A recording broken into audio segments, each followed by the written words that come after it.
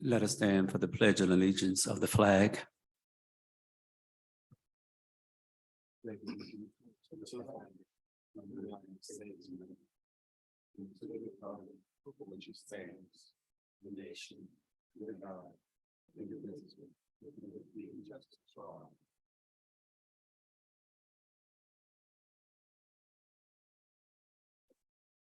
Madam Clerk, may I have a roll call of the board members?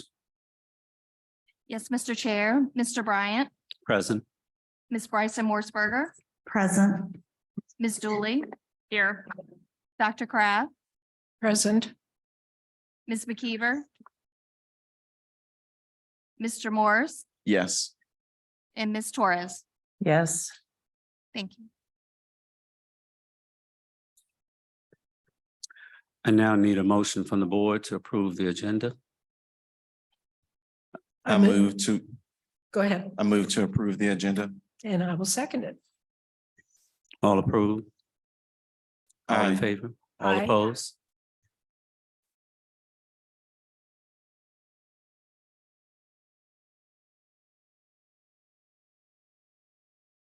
We will now have Mrs. Hoover will give us an update on the budget.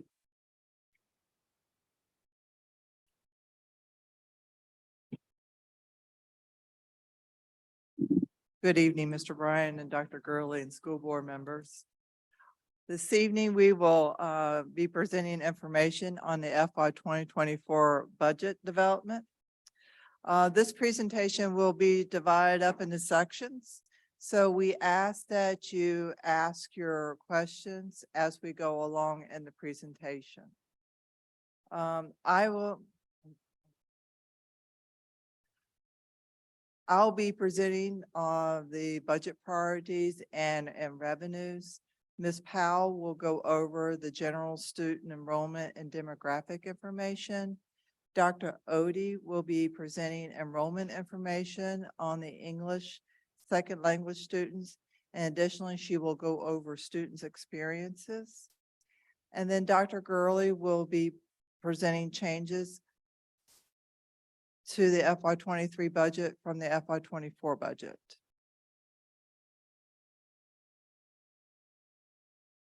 Here are the budget priorities that we have set for the FY 2024 budget. Budget priorities help us as we develop the budget. Our budget priorities are building up foundational skills, supporting social, emotional, and mental health for the students and staff, meet or exceed competitive staff compensation and benefits. And our budget priorities are in line with our strategic plan. And Ms. Powell will come forward and speak on the enrollment.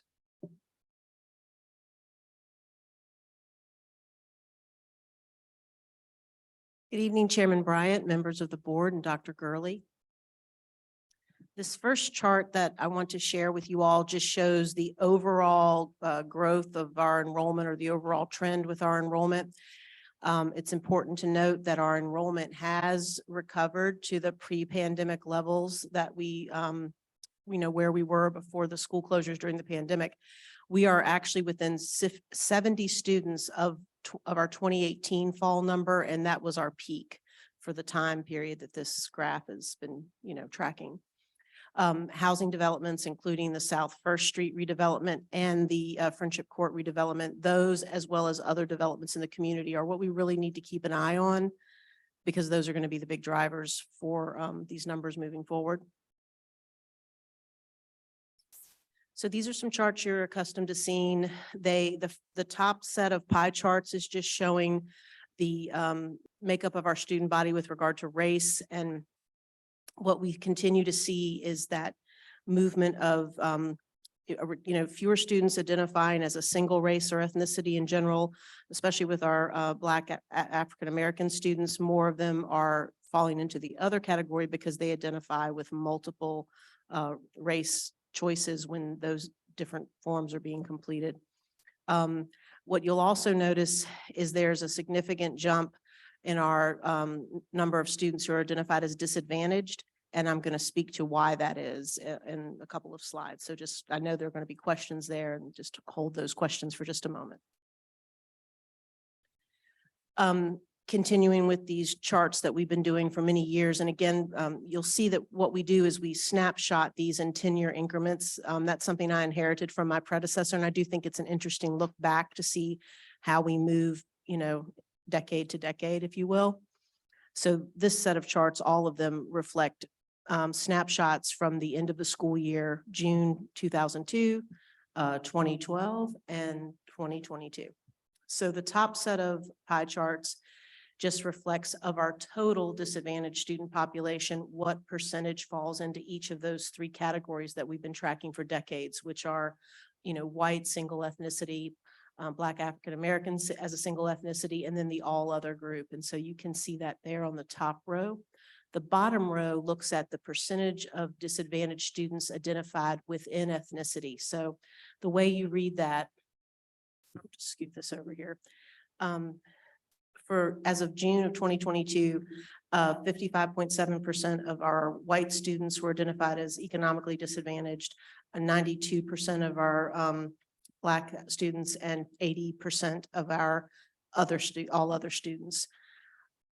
So getting to what are the drivers of the jump in our disadvantaged student numbers?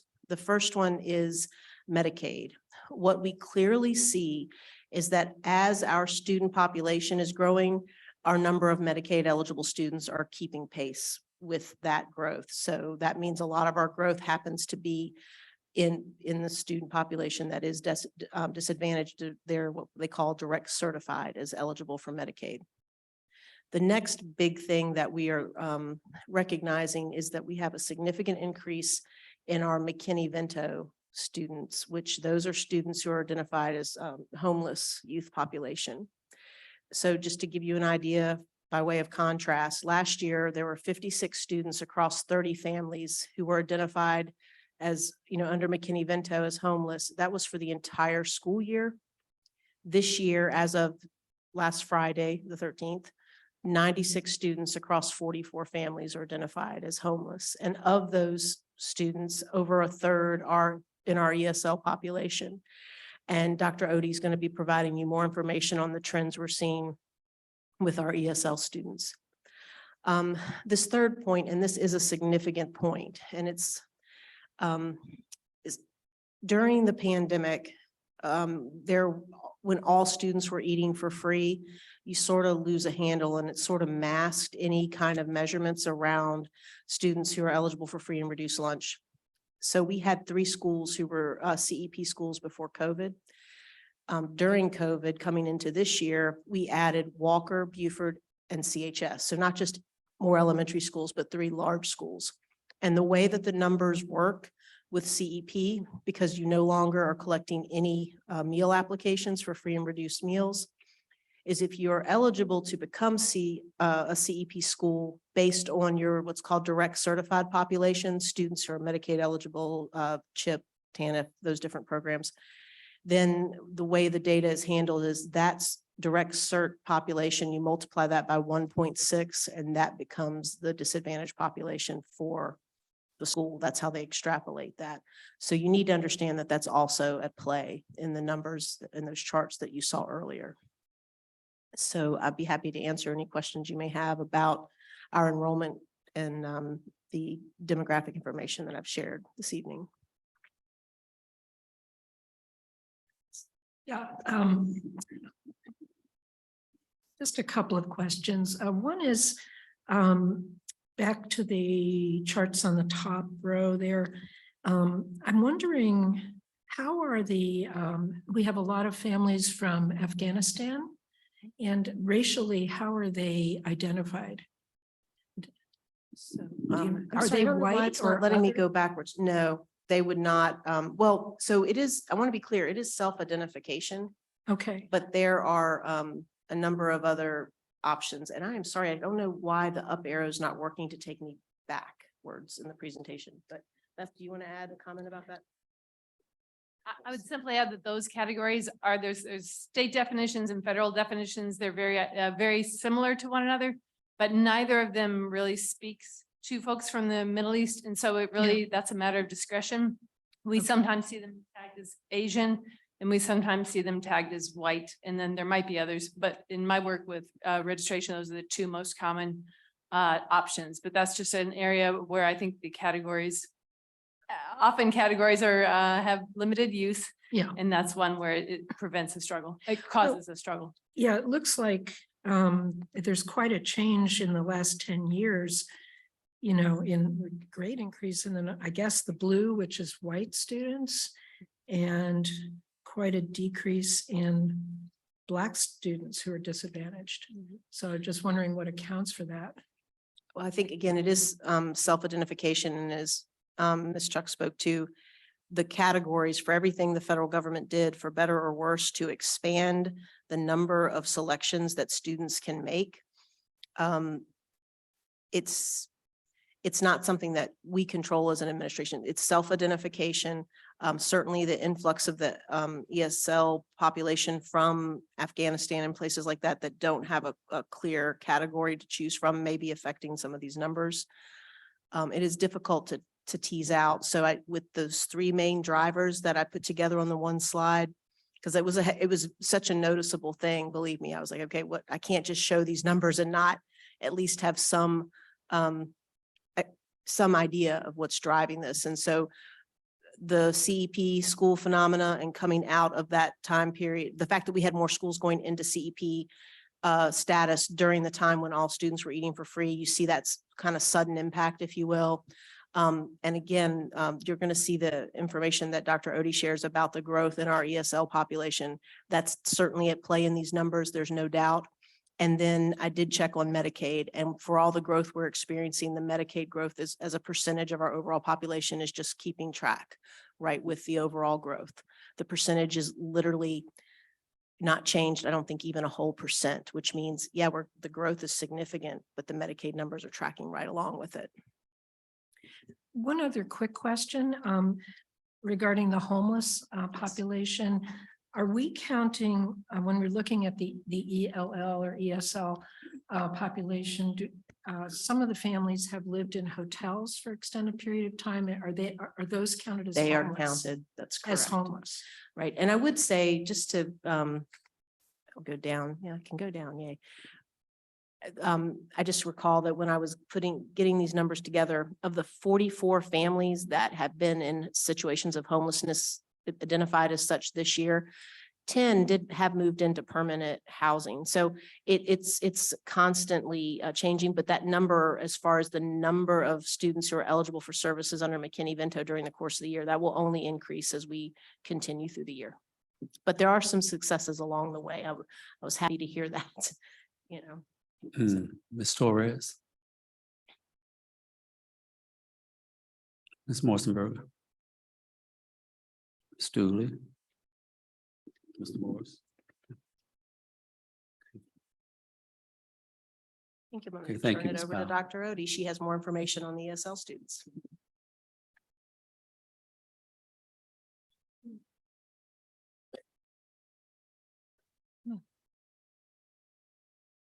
Good evening, Mr. Chairman, members of the board, Dr. Gurley.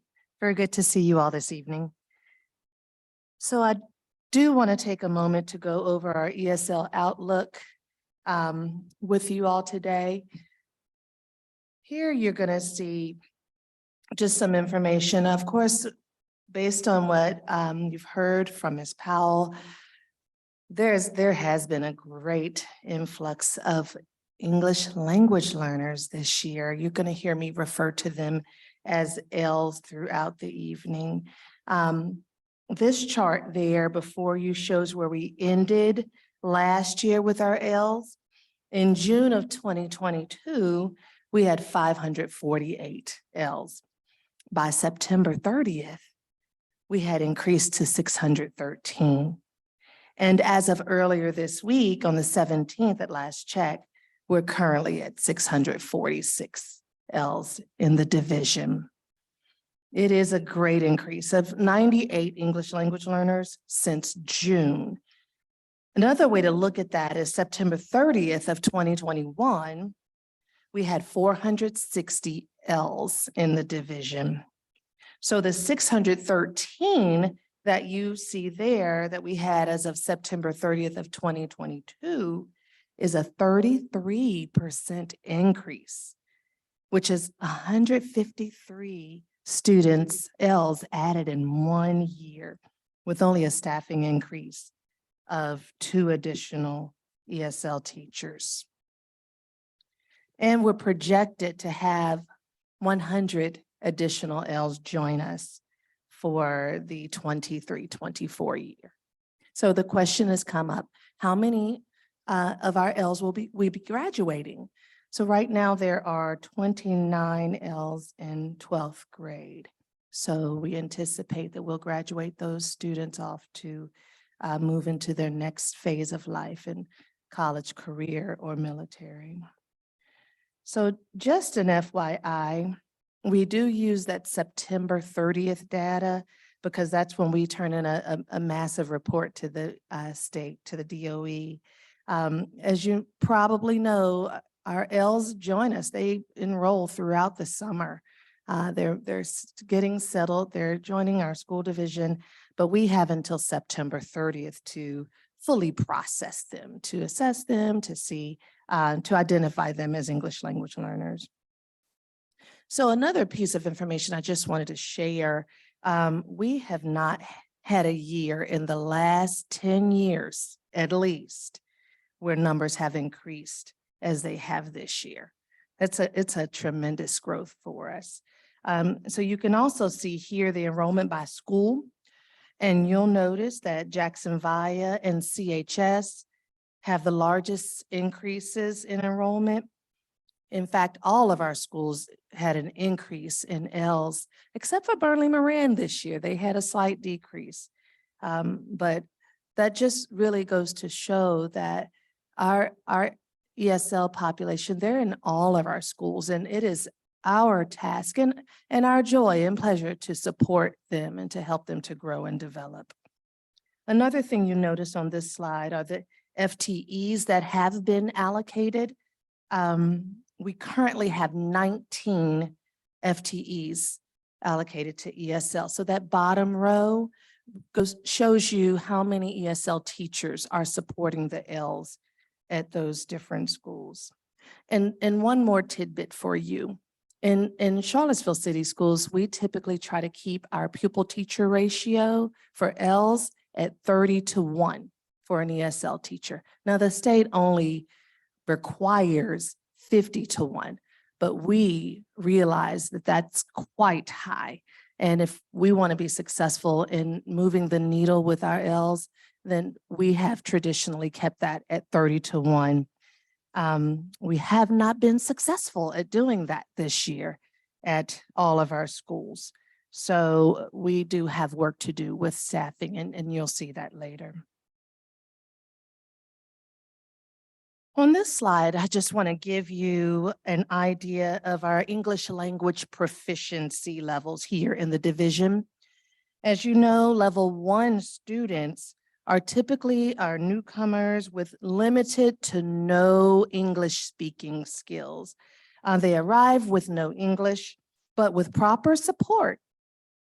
By the end of the year, I've experienced this as a principal of a school with high numbers of ESL students. With proper support, by the end of the year, they're talking so much in English, holding full, meaningful conversations with their peers, with their teachers.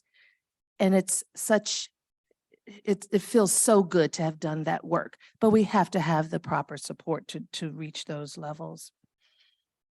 84% of our newly arrived students are level 1 students, 84% of them.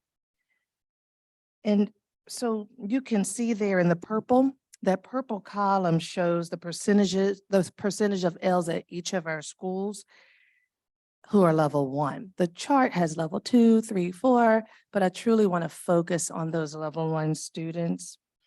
And I really want you to put your eyes on Venable for a moment. Venable is showing at 76% of their Ls are level 1. Now, we don't want to be fooled to think, well, they only have 29 Ls at Venable, because 22 of those 29 Ls are level 1 students. And I will say, that's huge to have that large amount. And so when a school has a small number, they may not have as much support as another school that has a larger number of Ls. So, but we still have to provide the support for those students. And then I want you to really look at the high school. So we are pretty much accustomed to level 1 students entering at the elementary level. We support them, we teach them, we provide them their services, and then they move along to level 2 and 3 and 4, and then to level 5, where we're just monitoring them. And hopefully by high school, they're at 3, 4, or 5. But we have that large number of level 1 students who are entering our high school. And so it does present a particular challenge, because we are still expected, certainly, to graduate them and to help them pass the SOL assessment. So again, we need to provide the appropriate supports.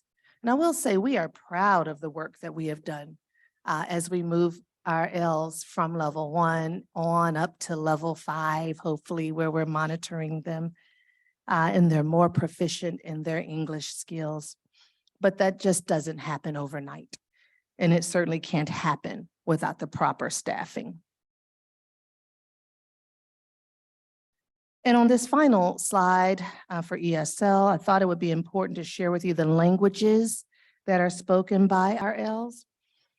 We have here the top 10. As you probably know, Spanish is typically the most non-English language that is spoken by our students, as is the case in many school divisions.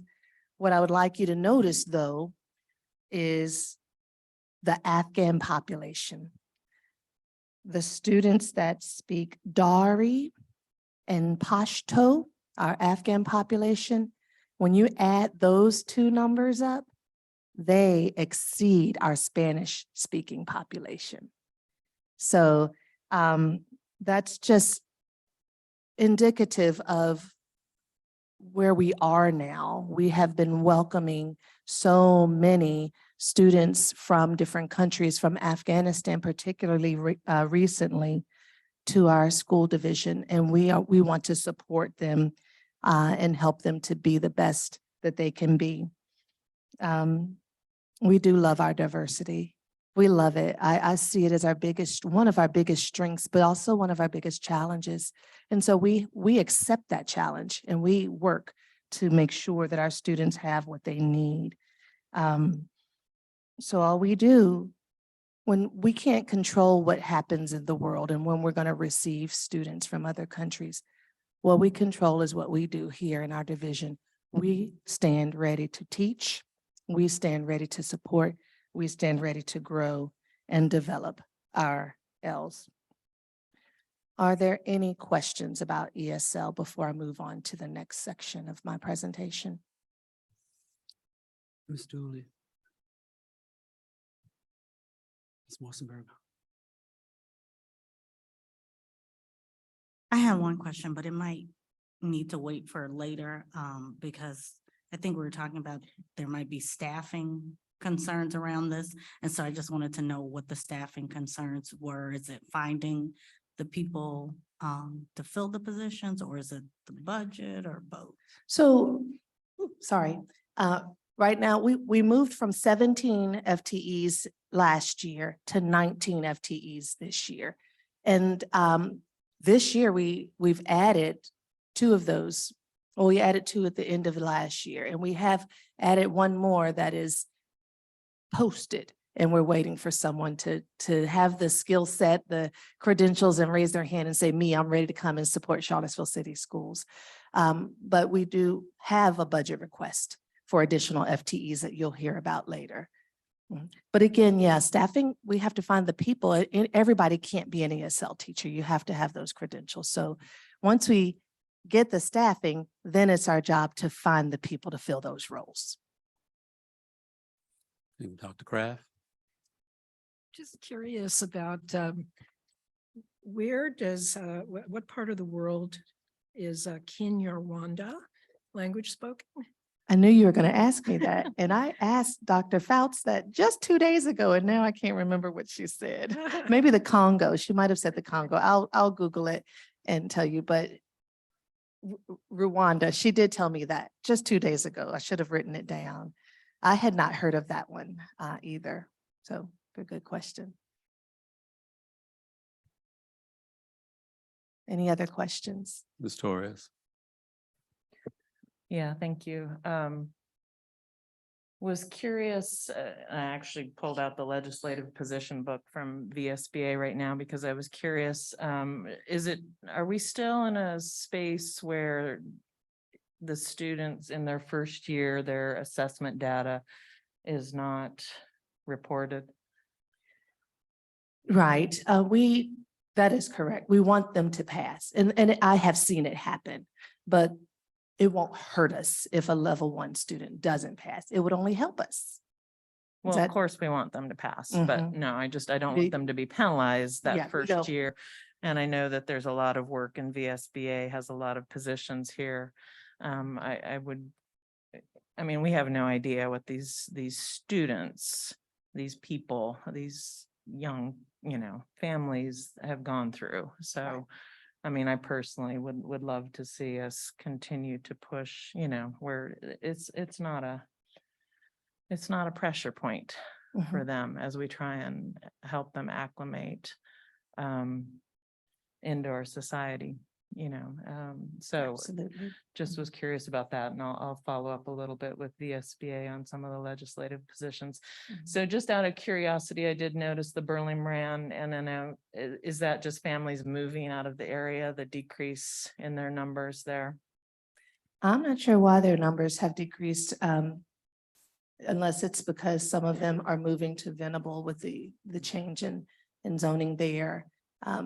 Some of it is related to Hardy Drive. So Yeah. that has a little bit to do with it. Yeah, Mhm. I know there were some Yeah. families through there, right? And I do want to, with regards to your question about the assessment piece, so Dr. Odie is absolutely correct. The students are not penalized. However, at the secondary level, when, we have gotten a lot of students in that 9th through 12th grade, they are required to obtain those same verified credits. So that does present a lot of challenges, and sometimes what we see in that data is that some of those students become dropouts because if they come here at the age of 16, they're still required to have all the standard and verified credits, and we end up seeing some of those students go to work. So we do have to think a little bit more innovatively. There's no workaround for us in terms of the graduation requirement. But we do have to think a little bit more innovatively. And I think that's another reason why having the appropriate staffing here at the high school level is essential for those students to be successful, because we're not able to remove that. The first day they come in, they're required to still follow the graduation requirements. Or did I miss anything?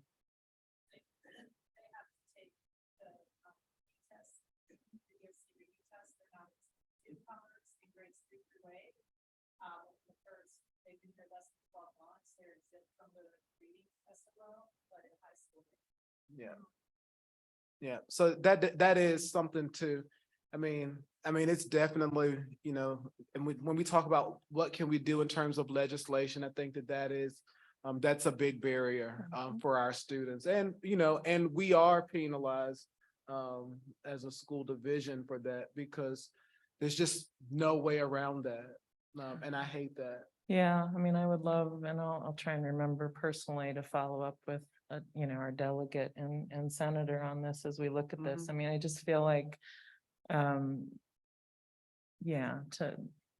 them to not get some kind of accommodation, even and I don't know, the reading piece is a whole nother monster that we need to address. I mean, just to have to read in English and you're still learning the language is kind of a shame, I think, Yep. a crime.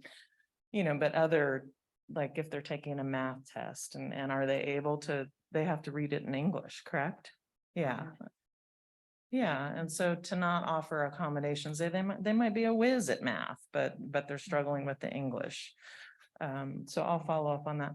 And with all due respect, and please, but I feel like I need to say this. I know you prefaced in saying that you're gonna just refer to these students as Ls. It just can, and I mean, if we're talking about a section like students who are English or working with English as a second language, can we just call them students instead of Ls? Absolutely. I mean, I think that's a good reminder for all of us, you know, and instead of sped kids, I mean, they're students first. So I just felt like I needed to share that. Absolutely. Thank you. Thank you, Dr. Odeh. You have a question still? Oh, I had a question for the different levels for accommodations to that question about like dictionaries, extended, I guess there are no time limits on SOLs necessarily. That would all be part of their plan, their individualized ESL or ELL Yes. plan. Mhm. Okay. Yes. What are some of the other accommodations that they might receive? Well, gosh, let's The see. dictionary is the big piece.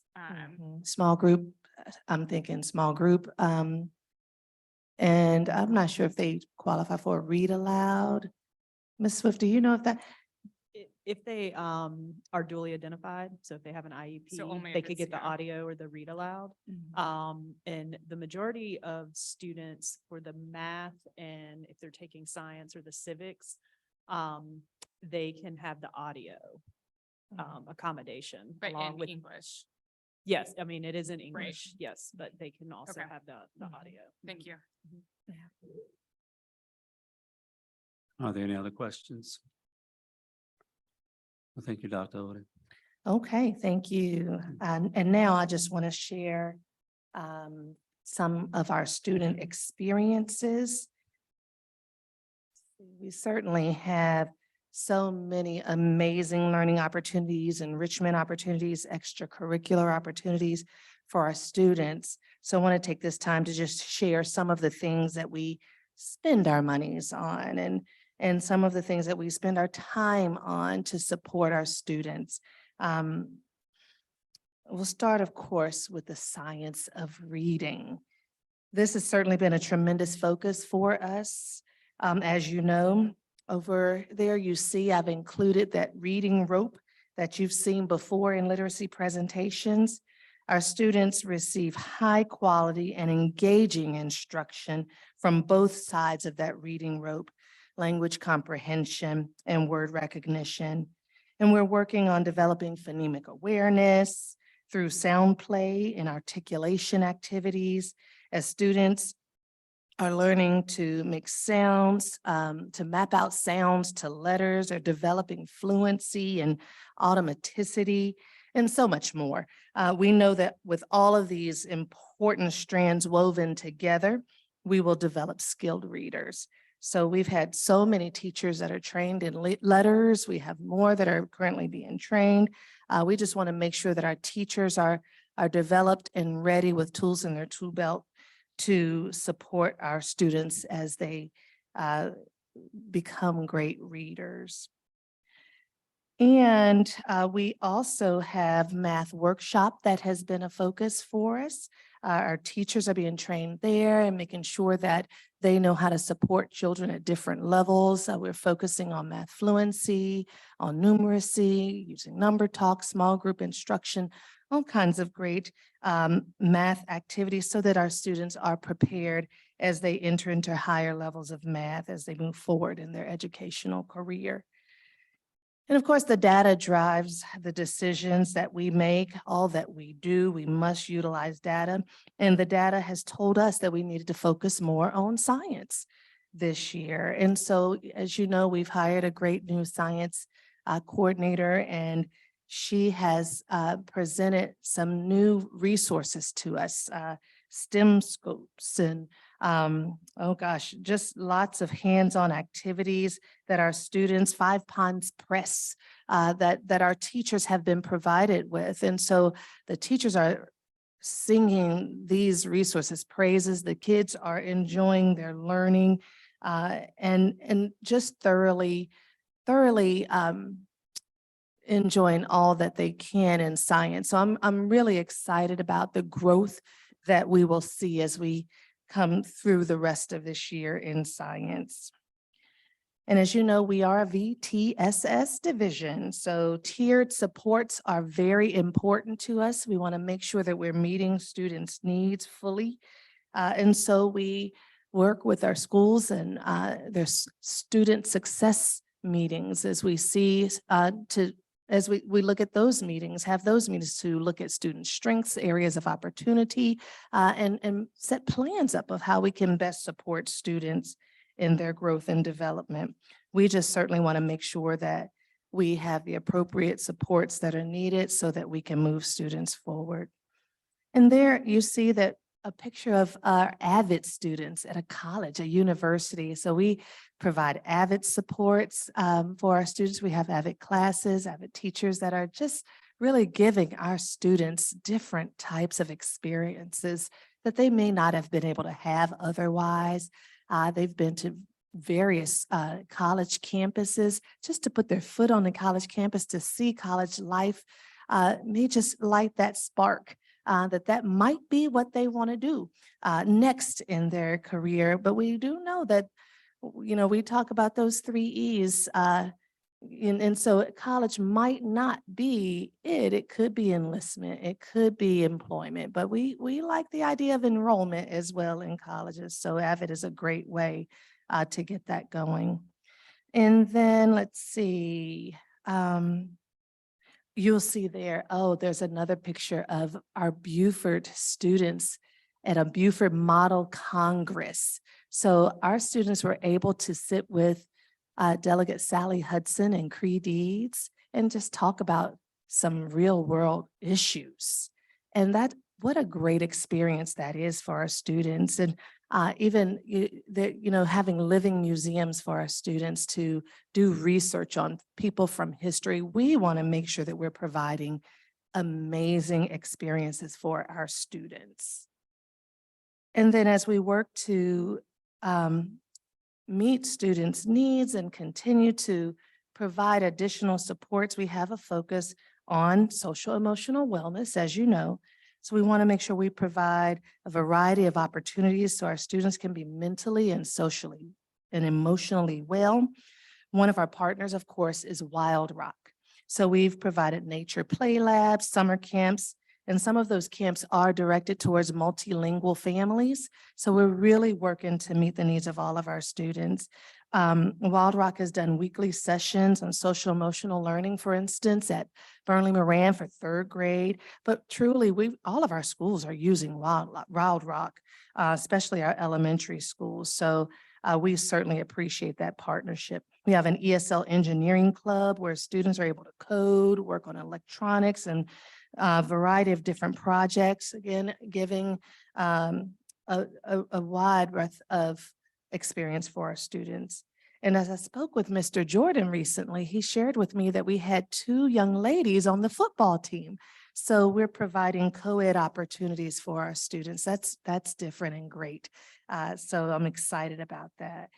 And then, of course, let's see, we have our fine arts performances, our fine arts opportunities. So I wanted to include this collaboration with Walker and Beaufort for a choral performance. And finally, as we work to provide additional focus areas and areas to meet students' needs, we have a program called Youth Futures that the IRC runs and manages, and really it's open to any immigrant student at our high school. So they're receiving homework help. They're getting introduced to people in the community to support them as they move forward, and connections are important. We all know that connections are important, and we're providing that for our students. Of course, you've heard from Bianca earlier this month about Beaufort Eats. So I've been able to partake in some of the delicious and healthy vegetables there at Beaufort. So of course, our school nutrition program offers great and delicious and healthy foods, but we want to provide other options as well for our students. So that is happening. And as you know, we continue to deal with the effects of COVID. So mental health supports continue to be a highly needed area for us. Our school mental health professionals are still very much utilized in our schools and much needed to support our students' mental health needs on a daily basis. And then I wanted to lastly highlight our some of our mentorship opportunities and partnerships there. So you see our wonderful superintendent and our awesome high school principal there with the members of MOCA. We had some volunteers come to work with some of our students as mentors. And then the Chris Long Foundation has certainly provided so much for our division in the way of school supplies and hygiene products and so many other things. So I just wanted to, of course, to take a few moments to talk about some of the experiences that we're providing for our students. This is just a snapshot. I could talk all day long about all the great things that we're doing for kids and how we're spending our money, how we're utilizing the donations that are coming our way so that we can prepare life-ready students who are going to come back to Charlottesville and lead the way here. So any questions about our student experiences at this time?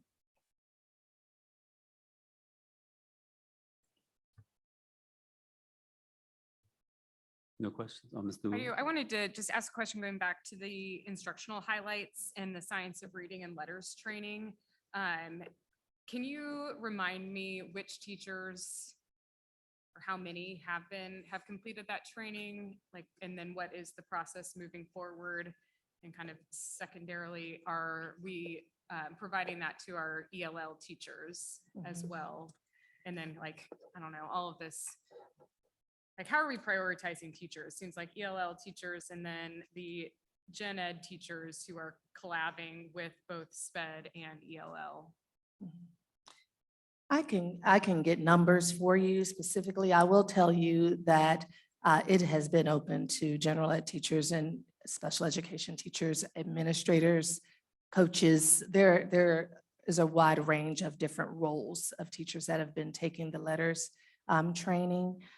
We started it, I think, oh gosh, this is the third cohort, I think, of letters teachers or letters cohort. And we want to continue because the more we have of teachers that are trained, the better we can support our students. I guess to that end, when you say that it's open, like, is it optional? It has been optional. And is that something that we can make not optional? We can. I think we can talk about it. Mhm. I think what Ms. Tatel probably will say is that while it's been optional, I remember, if I'm not misquoting her, at one of our last success meetings, that a large number of every grade has been represented. And that's what's contributed to us seeing increases in the data. So I think we can talk about what mandating it looks like. I know that we've been largely represented at every school. I think that the outliers are, few and far between in this point. I know we recently had some conversations about some trainings for special education teachers beyond like letters, how we can extend the work with Orton Gillingham. So yes, I think we can explore what that looks like, and in making sure that, as our students matriculate and we have turnover, that students are still getting access to all that rich training that they're getting through those letters cohorts. It seems like we're putting a lot of eggs in this basket, and I believe in it. I mean, I'm a strong proponent of science of reading and letters, but I'm interested, like, when we get into spring and start analyzing assessment outcomes, I would like to be able to trace it back, to be able to see, sorry, need to not gesticulate. So would like to be able to see, are we seeing the data match the money that we're investing in this training and programming? Like, are we getting the bang for the buck that we think that we are?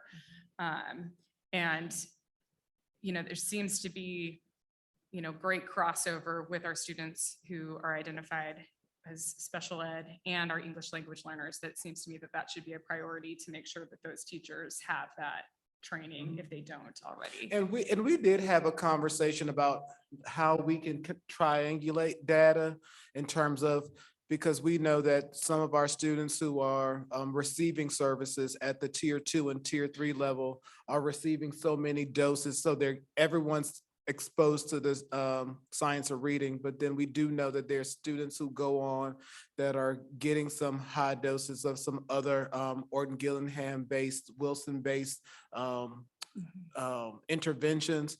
So like, how do we triangulate like which one is moving the needle? So I think what it will come down to at some point is that, this student has had this, and then being able to identify that based on, it's almost like, looking at some problems of practice, that based on the fact that they've had these interventions that we can attest or attribute, that's the reason why those students are being successful, because those have been some of the conversations we've had during our school success meetings. And I will add, it's quite a testament to, because it hasn't been mandatory to take the letters, that we have so many who have actually stepped up to the plate to take it. But beyond letters, Ms. Tatel is in PLC meetings and at planning. Our coaches are in those meetings and at planning. So our teachers plan together. So if we have a letters trained teacher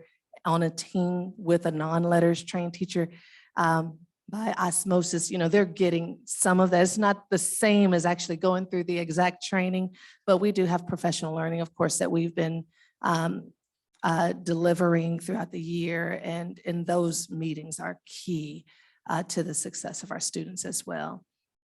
Those PLC meetings where they're discussing data and planning together at the planning meetings are really important.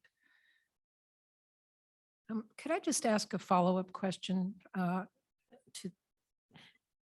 I'm wondering if there's consistency across schools in terms of how many teachers have taken the letters training, if it varies very much by school. Do we know that? I will have to get that information. When I'm looking at the numbers, maybe I'm sure Ms. Tatel has a list of where the schools are, where the teachers are at what schools. And so I can get that for you to see if there are some schools that have more letters trained teachers Yeah, than and that may others. be something that, we want to at least set some expectations to have, some minimum number of staff at every school that has that training. Absolutely. May I? Yes, I'm sorry. Since we're on literacy, since Ms. Dooley opened the door. So I think my understanding with the letters training too is that the cohort starts in the summer. I think it was opened up to anybody, but I agree wholeheartedly that I think, the more staff that we have trained in that, and a combination of Orton, Gillingham, or Wilson, I think is best and better for all of our students. With the Virginia Literacy Act, which is happening, I know that there's legislation, and it would be great if things were kind of mandated as far as literacy, but I think that's in the works. I think, and I was on the special ed, the SEAC meeting last night, and there weren't a lot of parents, so I had the opportunity to ask, and we talked because one of the resources that was part of the presentation had to do with dyslexia. And so I was curious, like what type of collaboration there is with our special ed folks and with Ms. Tatel and with reading, and what type of training and crossover, and how many of the special education teachers are actually trained in that. And then some follow-up thoughts that I had today was just that a lot of these resources weren't available when my student was young and really needed them. But this is, again, what led me to continuing to be an advocate and sitting here today. And so I'm so grateful that a lot of these resources are now available and that they're being pushed out, K1, 2. So, as far as tier 1 instruction, these students are being exposed to this so that we're catching and supporting these students earlier. But it also made me think about what goals in an IEP for a student who is identified as dyslexic. And I'm curious too, so add to your list of your questions, please. Like, how many students do we have in the division who are actually identified with dyslexia as part of their disability? And what are we doing? And what are those goals? And how do the interventions differ for those students now? And retrospectively, what would my goals, what would the goals for my daughter have looked like 10, 15 years ago? Because they weren't really targeted, because I was told we aren't going to train somebody in Wilson because for fear of that person leaving the division. And that was, years ago. So we're way beyond that. We have a lot of resources to support these kids, but now I feel like, and I want to ensure that somebody who is truly identified with a disability such as dyslexia or a reading disorder is getting specific IEP goals and interventions above and beyond what we're offering in the classroom, because we're all getting some. We just know that they need dosing and a more intense dosing of something to help them. And again, dyslexia is tough because they're challenging because kids present differently, very severe dyslexia to not so much. So we know that this has to be individualized. That's the IEP. But I want to make sure that we're not cutting any funding, that we're training as many teachers and letters and Orton Gillingham. Again, I don't think there's a best or a one shoe fits all type of thing for every student, but the more that we have to offer all of our kids, you know where I'm at with that. So thank you. Okay, thank you. Are there any other comments or questions for Dr. Odie? I guess we'll transition to the next Thank you. section. Ms. Hoover.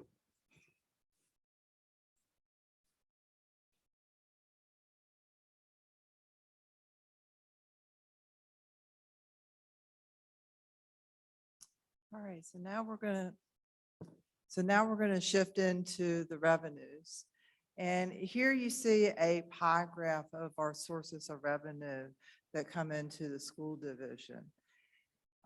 The largest revenue that comes into the school division is the city appropriation of 59%. And then the second largest is the state revenue for 21%. And then the third source of revenue is the federal revenue, which makes up 17% of the monies received by the division. Now, the federal revenues represent the ESSER funds, nutrition, and Title I, Title II, Title III, Title VI funds. When the ESSER funds are spent and are gone, federal revenue will continue to be our third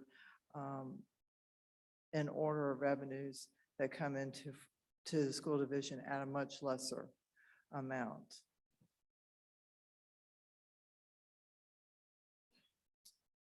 In December, on December 15th, the governor released his proposed budget.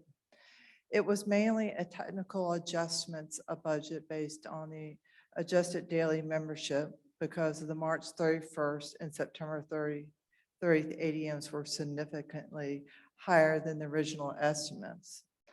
All budget lines that use the ADM were recalculated and reflect the increase for the ADM. And then the state sales tax projections were updated. We're estimating that the division will receive about $2,554,452 in state revenue for FY24.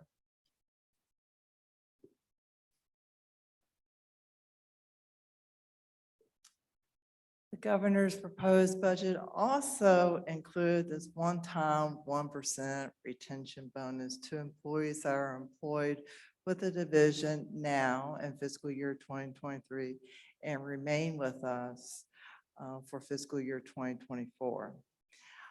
We don't know whether this proposal will pass or not. So staff will come back to the school board asking to use fund balance like we did for the one-time bonus payment.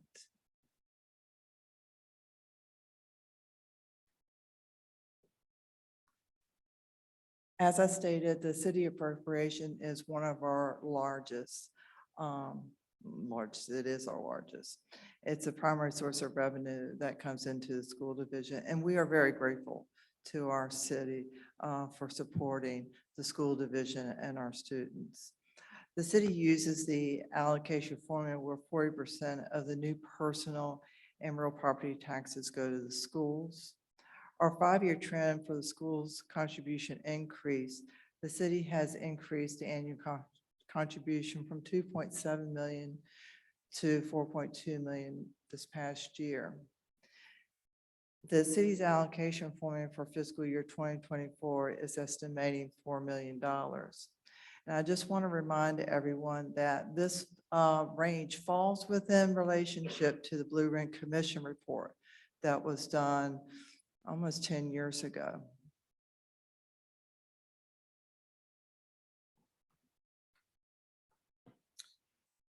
The $4 million in the formula allocation for the schools would remove our dependency on the federal relief funds, the non-reoccurring one-time funding, and would help us address our inflation and compensation issues. It's very critical that the city provide us this funding formula increase. It removes us from the federal funding cliff and it stabilizes our school operations. We'll continue to draw down our ESSER funding for instruction and social and emotional and mental health per the deadlines. And this will put us in a position for the schools to support the city and the infrastructure projects via the gain share agreement that we have with the city.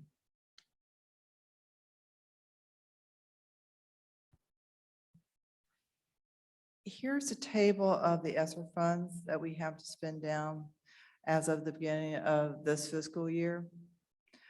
The next grant to be spent by September 30th, 2023 is the CRRSA, or we'll call it the ESSER 2 or the CARES 2 for $676,480. We'll use this money, we'll draw down this remaining amount based on the one-time bonus that we did in December and custodial supplies. So we'll definitely spend this money by its deadline. The next deadline that we have is September 30th of 2024, which is the first quarter of fiscal year 2025. We've budgeted 1.9 million of our ESSER funds to be used in this fiscal year. And we'll draw this down and more against that $10 million that you see.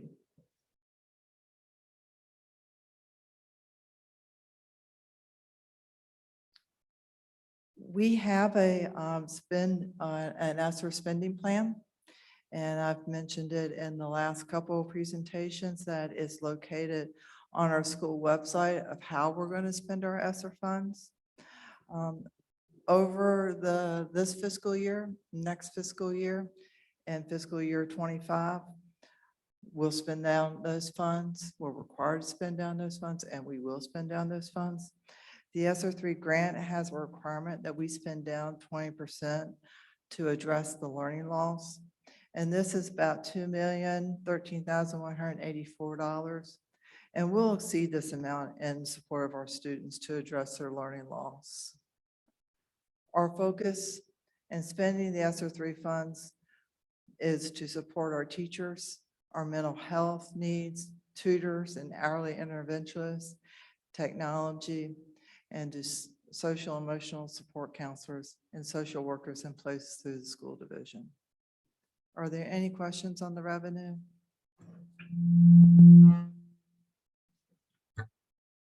Okay, I will Ms. turn Dooley? it over to Dr. Gurley. Oh, yes, sir.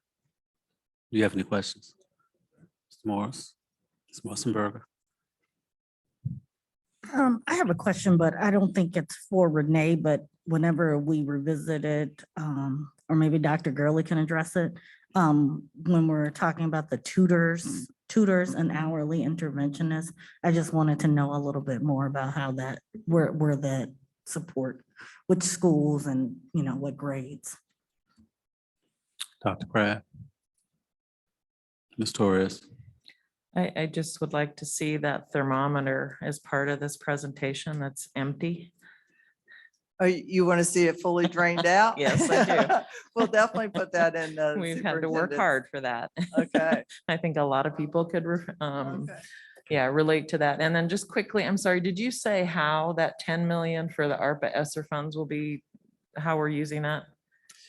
We're going to use that to support our teachers and their salaries. We're going to use it for our social emotional counselors and their salaries and benefits. We'll also use it for our technology and custodial supplies and that tutoring and hourly interventionists. Okay. And so I'm curious too, in the custodial supplies. So why, how did that get lumped in there or why? It's due to the safety and sanitation. We still need to keep up with those protocols. Okay. And then, I mean, that might be indefinite though, right? For Yeah, a while. So then we've got, definitely. then we're gonna have to roll that back Definitely. into That's the our, reason we have an inflationary cost and increased cost in our non-discretionary lines to continue to maintain that. okay, that's right. I did see that. Thank you.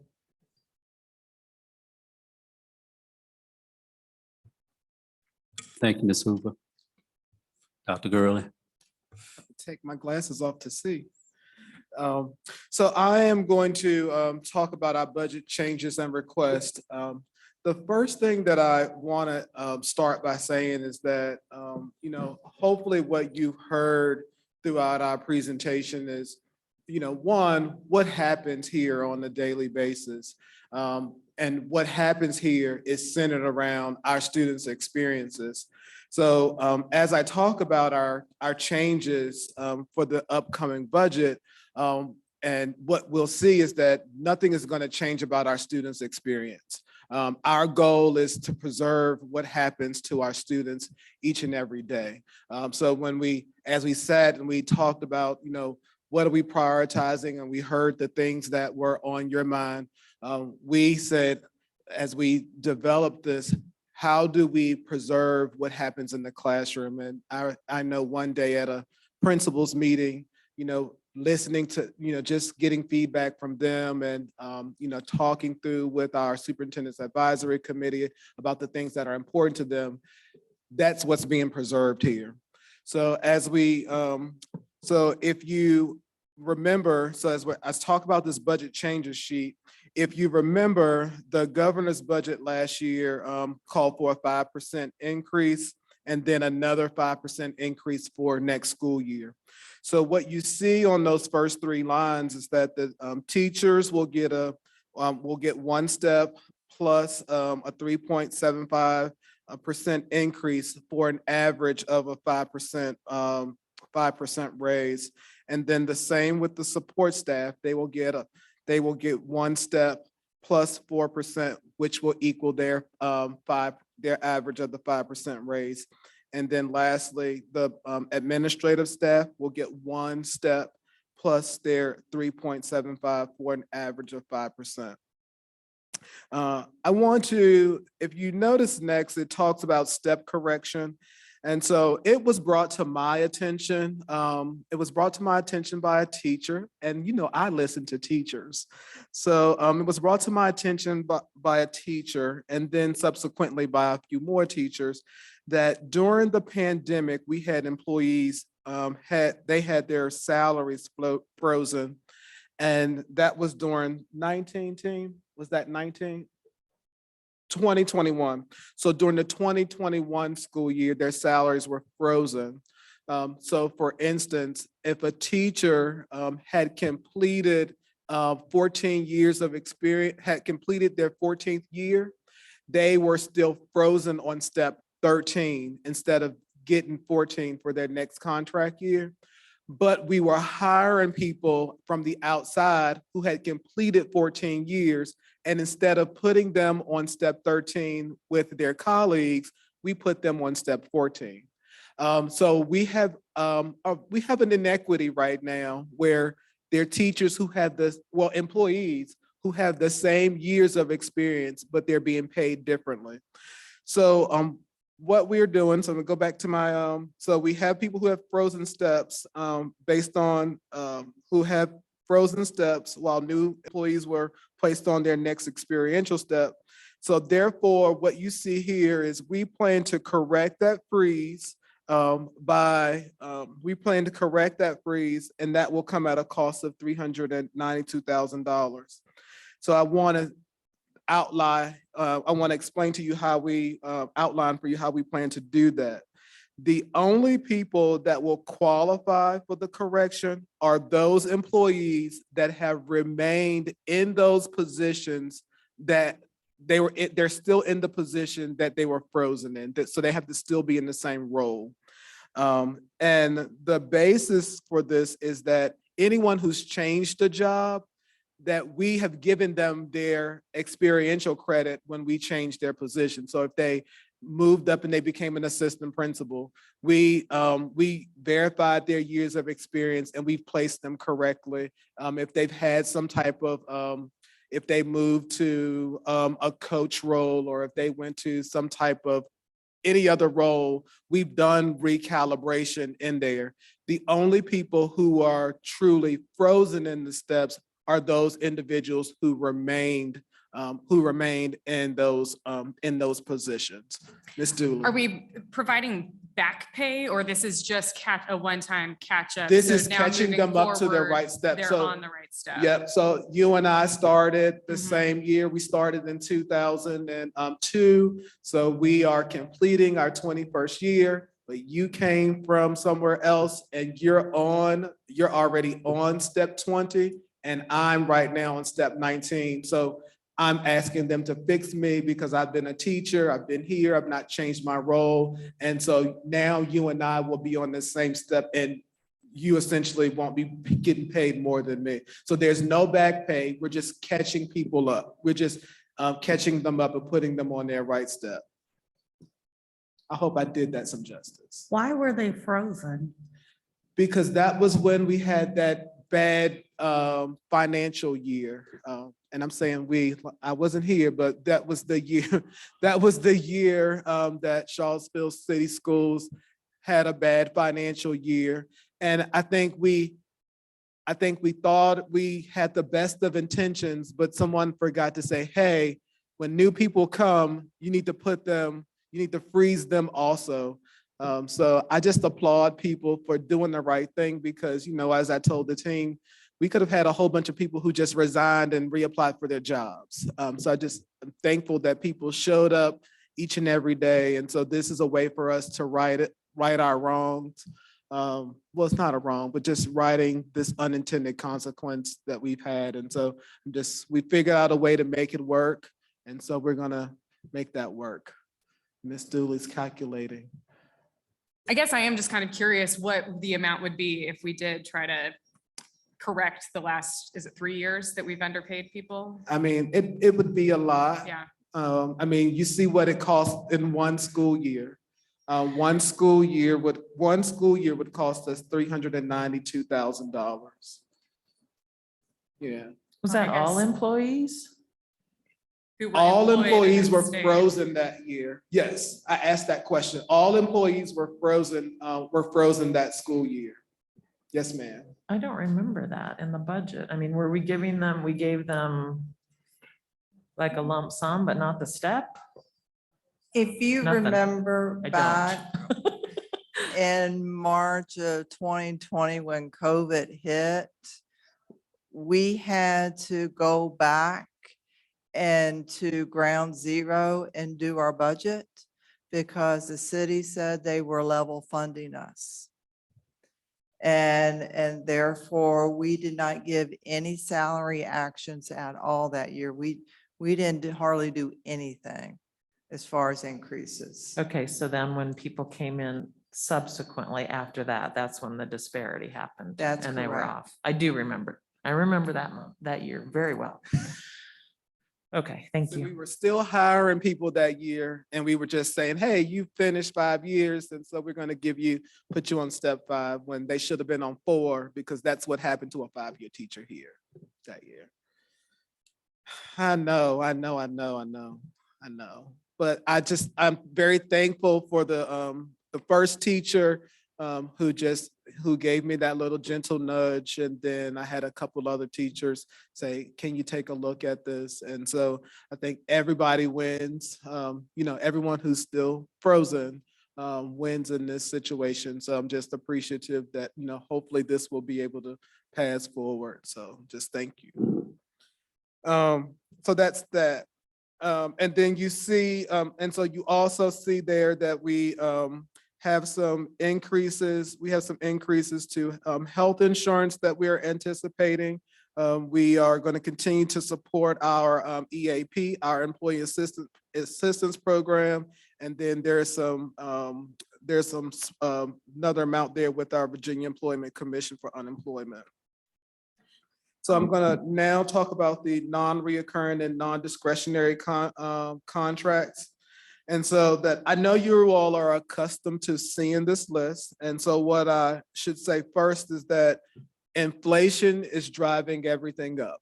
And so let's keep that in mind as we look through this list. I'm not gonna go through the list in its entirety like I did at the top, but I do want to bring your attention, draw your attention to a few items. So the first one is our transportation and maintenance costs. So those costs are not final. Our team did just receive those numbers within the last 24 hours. And so as you can see that these two costs make up a significant amount of our non-discretionary cost. And so we're going to continue to work with the city and see how we can hammer that out and see if we can get that number down a little bit, because I have a few questions that I've asked of the team. But again, I don't want to put the city on the spot or a team. We just need to work through and look how this compares to previous numbers and just make sure that we ask all the right questions. I know the city's been a very good partner with us, so I know that they'll welcome any questions that we have for them about in these two areas. The other thing that I want to draw your attention to is the ESL interpreting services and testing. And as you can see, I know you don't have the number to compare to from last year, but that number is increasing. That number is up significantly. And as you can imagine, that as we get more immigrant families and as we get more students who require ESL services, that we're going to require more interpreting services. We're going to require more testing in this area for those students. So that cost, I would imagine, it will go up. And if we continue to trend up in terms of bringing on more students next year, when we stand before you about this time, we probably will be making the same request even again to allocate more funds to that area. Any questions with regards to the first part of this budget change request? All right, I will, Dr. yes. Kraft. I'm sorry. I took my glasses off so I can read, and I need to put them back on so I can see. Where did you want to start, Mr. Bryant? We'll start with you and then we'll go to Ms. Okay. Torres and move around. Yeah, I had, I'm sitting here with the last year's budget Yes, and this year's budget. And so there are a few things that I just wanted to ask about. absolutely, Dr. Bryant. Going back up to the employee assistance program. I'm not sure if the numbers that I have from last year are the accurate ones, but it looks to me like there's a huge increase from $1,754 to $6,758. And I'm just curious, does that mean that there's just more people utilizing the EAP services? Is that what that is? Absolutely. Ms. Lewis probably can speak more intelligently to this than I can, but I know that at one of our during one of our previous conversations, our employees are accessing our EAP program. And I know that when we stood before you all, I mean, we were at a point where we really needed to support people. And so that has definitely proven itself beneficial to our employees. They are receiving those referrals. They're accessing the line, they're getting the referrals, and they're utilizing the services. That's wonderful. I'm really glad. Additionally, the University of Virginia is doing a per person Talk, rating system. speaking to the mic, I can't hear you. Oh, To make sure it's on. I'm sorry, is it on? Pull the mic down a little bit. Excuse me, sorry about that. Yep. UVA went to a new model of per person pricing for EAP due to the fact that the level of service and taking advantage of those services has gone up. So more employees are taking advantage of the service, and now they've changed their structure, their model for how we are contracted for those services as well. Okay, thank you. I'm also looking at the health insurance from last year to this year. And to me, I mean, it's looking like it decreased almost by half, from 818,000 to 476,000. Is that true? Could that be? Yes, let's see, let me see if I can get my years calibrated here. In FY '22, we held our rates the same. So when we went into FY '23, our health insurance went up about 10%. And so this year, our health insurance is going up 5%, 5.76%. And we're trying to keep up with medical inflation. Okay, well, maybe I'm just confused about the numbers there from the last year's budget to this year. It shows a big decrease, but No, you're saying that's. we not we right. had an increase in FY '23 of 818,000. And then in this year, we'll have another increase of above that. 476,000. Okay. I see. So these are all just increases, not the actual numbers? Yes, Okay, so that's correct. okay.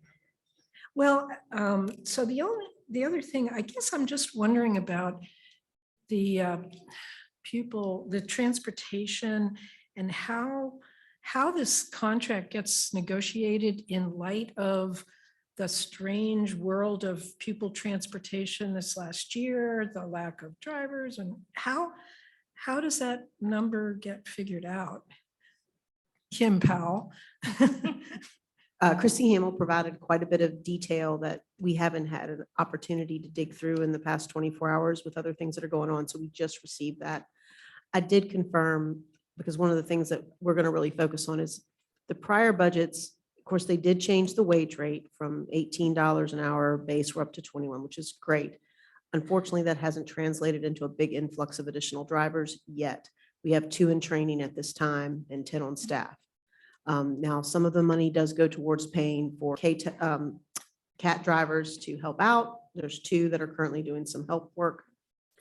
But the reality is the budget number that we were provided is based on 30 drivers, not including relief. And if we got to 20, I'm going to have some type of party just all by myself. If nothing else. So do we get money back? No, so the city's addressed this question before. What happens with their vacancy savings, right? It feeds into their vacancy savings. And then that goes into some of the things you see in the headline, the surplus numbers and all of that. But I believe, and I've shared this with Chrissy in very preliminary discussions with Ms. Hamill, we're going to need to talk about this and what's realistic, because this is based on, it's not 40 anymore. I've been told now it's 30. I need to further verify that. But I don't know if that's a realistic number for us to achieve. Just getting to, 20 or the low 20s will be a significant improvement for us.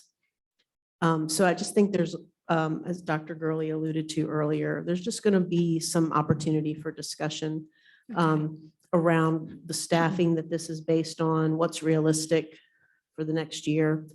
We also need to take another look at bus purchases and where things are going with that.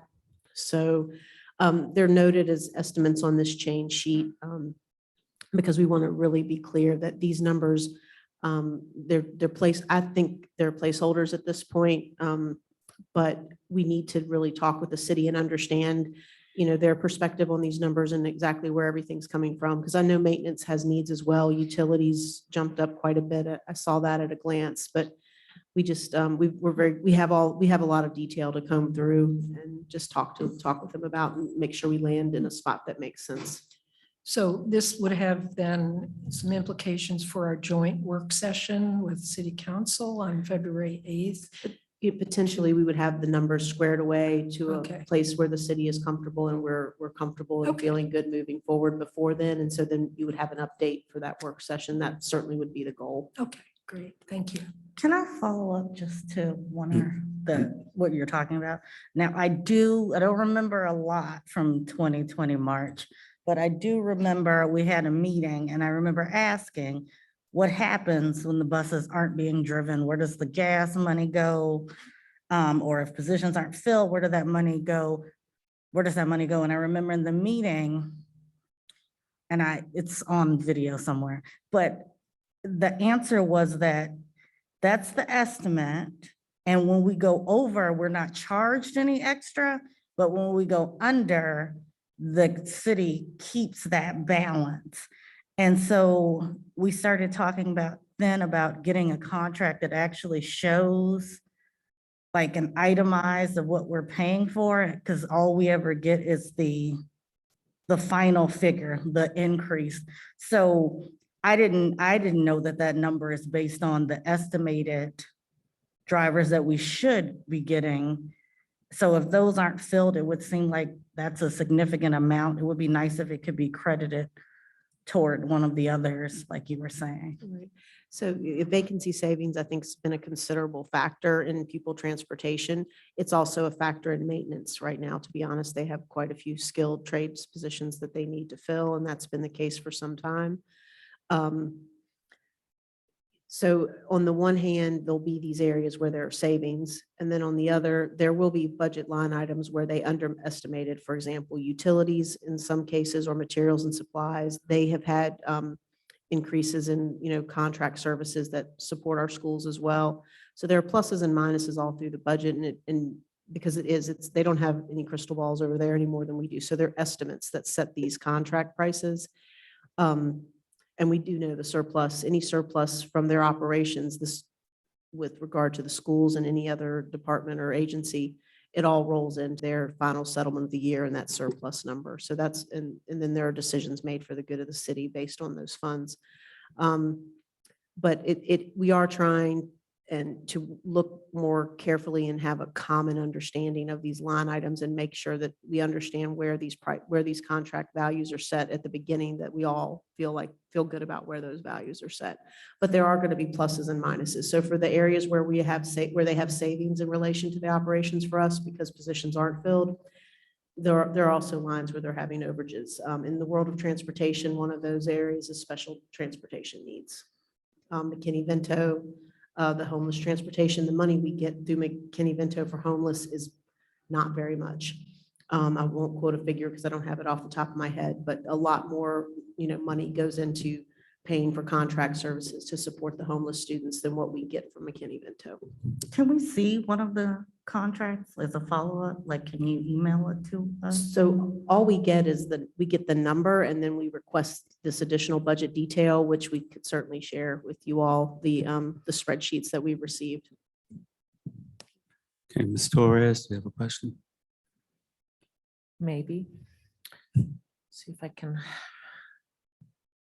parse through all of that. So I was curious if you guys could speak to please just the VEC unemployment, because I don't think I've ever seen that on one of our funding request forms.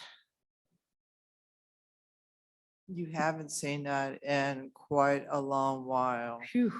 I The remembered Virginia, something. the school division as a pay-as-you-go division, meaning as people leave us and then file for unemployment, we pay on them as we go. And therefore, over the last 2 years, people have left us and have filed for unemployment, and we're paying on them, and that cost has gone up on us. Gotcha. Okay, thank you for that. And then last year, did we not, the public transportation and maintenance, didn't we roll that right back into what we asked for from the city?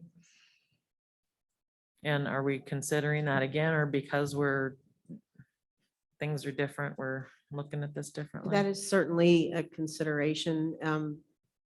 We had that last year, I guess it was the first time that we've done that, where we just said, okay, this is our ask, and then this is what we need.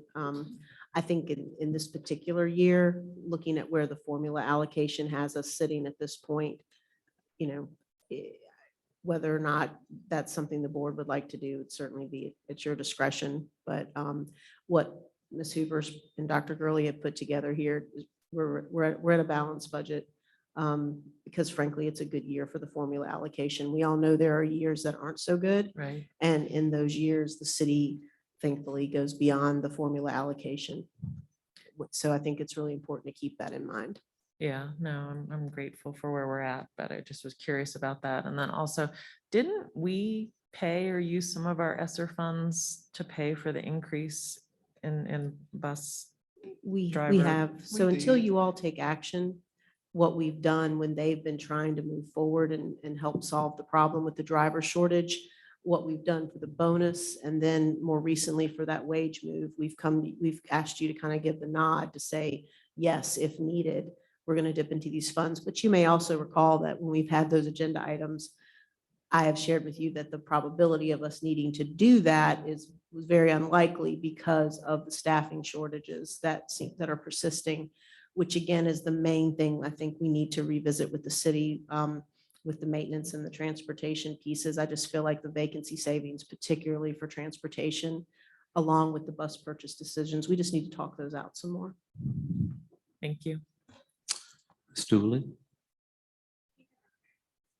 Mr. Morris? I'm going to bring up a point Ms. Dooley brought up earlier in terms of the step correction. I'm not huge on retention bonuses, to be honest, but I feel like needs to be additional, I guess, compensation for missing out on that pay in terms of thinking about opportunity costs, that what they could have done with that money. Even if it's just something simple as they had that money being on the correct step and they could have invested it in the stock market at 6% or something like that, 8%, who knows? I just feel like there needs to be an additional correction, and I'm interested if a plan could be brought to us in regards to that step correction.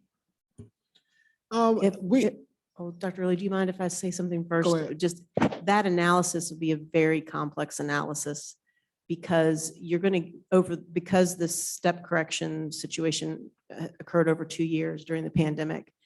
It's pretty as challenging or as complicated as that analysis was, at least it was just a matter of who do we have here now in the same position that was in that position, same pay table, because that's really only where the equity issue comes in, June 30th of 2020. So if you have an employee that changed jobs in the middle of that, figuring out, and maybe they were only in that position for 1 year versus 2 years, but then they got a promotion since then. And there's just so many other factors that are going to come into play.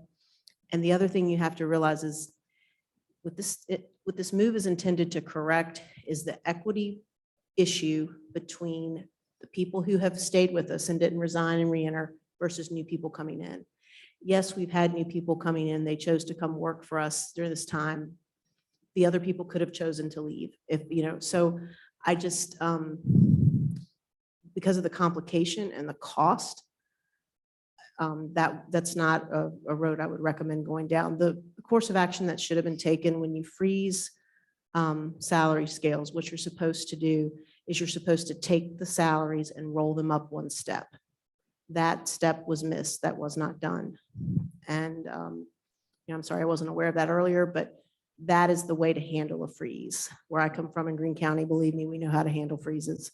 But that didn't happen here, but it would be very complex and costly to approach it in another way. I'm sorry, Dr. Gurley. And I will say that too, in just talking with my colleagues from the area and from other regions and just thinking of previous experiences, the actual freeze itself is not uncommon. For employees to have their salaries frozen. And so I think that I am just really thankful that we're able to even make the recommendation to fix it. Because I just know that part within itself is a lift. And then I think about, outside of how we're fixing it now, that it truly does come at a cost. I will tell you that we are embarking upon, we are in a salary study. Ms. Lewis and Ms. Hoover and I had our first meeting.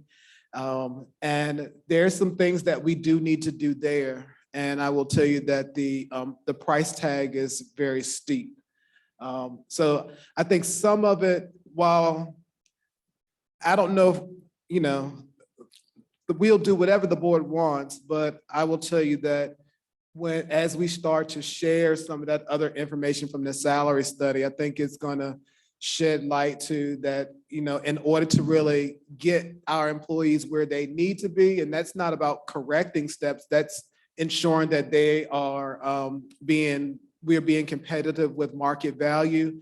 That once we show those figures, that's a big price tag to do. And we feel strongly that we do need to do something. And so they presented various options for us. But I do think that our employees they will appreciate that too. And we will need to figure out a way to make that happen. And if we can make that happen, but I think it's definitely worth considering. Yes, we do. Oh God, I wrote it on, it's in my note. And to be clear, we're not just talking about teachers. No, We're it's doing not this for teachers. nurses, anyone who's in the same job that they are now, that they were in when the freeze occurred. This will stop the situation from any new people, that inequity situation, which is really what this is about, or that's our focus, I should say.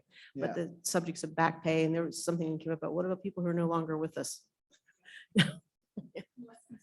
Yeah. Yeah, and I be clear, I wasn't talking about people that are no longer with us. I'm talking about Right. additional to for the people that stayed with us. And when the governor signed something in the budget of a bonus, and we jump at it to fulfill the bonus for everyone else that's not within the SOQ.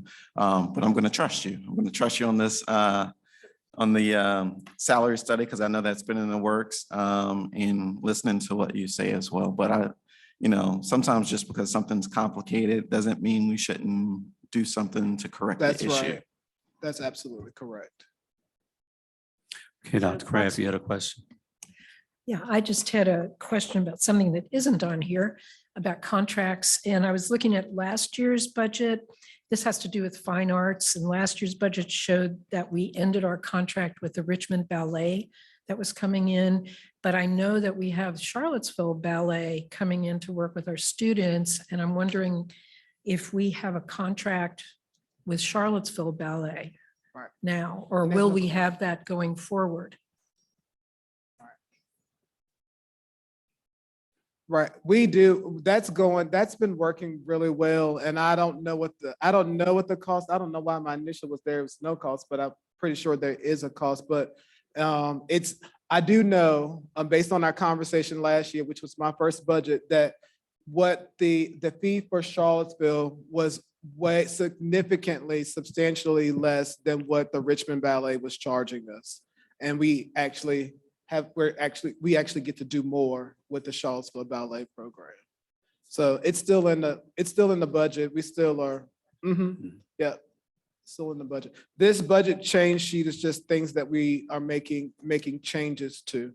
Yeah, we still are preserving, as I said when I first started this presentation, that we are preserving the experiences of our students. So we're not taking anything away from our students in this budget, nor teachers. Okay, thank you. All right. Are there any further comments for Dr. Gurley? Questions? Well, I have some more slides. Oh, you do? Okay. Yes. All right. All right, so our next slide deals with our school-based programs, supports and improvements. And so you heard earlier, we keep talking, there's a theme here, and one of those themes deals with our students who receive ESL services. So we are, if you notice on that first line, we are adding additional staff there. And so this will allow us to continue to provide those quality services and supports. We are converting a temporary position. So you see that there's an addition of 3 in that far right-hand column. We are converting one of our temporary positions to a permanent position. And then we are adding 2 additional teaching positions in this area for a total of 3. And so I will tell you that the ask was for 2. So we actually, here, we're going to exceed what the ask is, so that, we can brace for growth. We can brace for the growth because we know that it's going to happen. And I think Dr. Odie shared with you, well, she did share with you that Dr. Jeannie Fouts is projecting that we will probably see a growth of 100 for next school year. So we will have 3 based on what we've put in place here.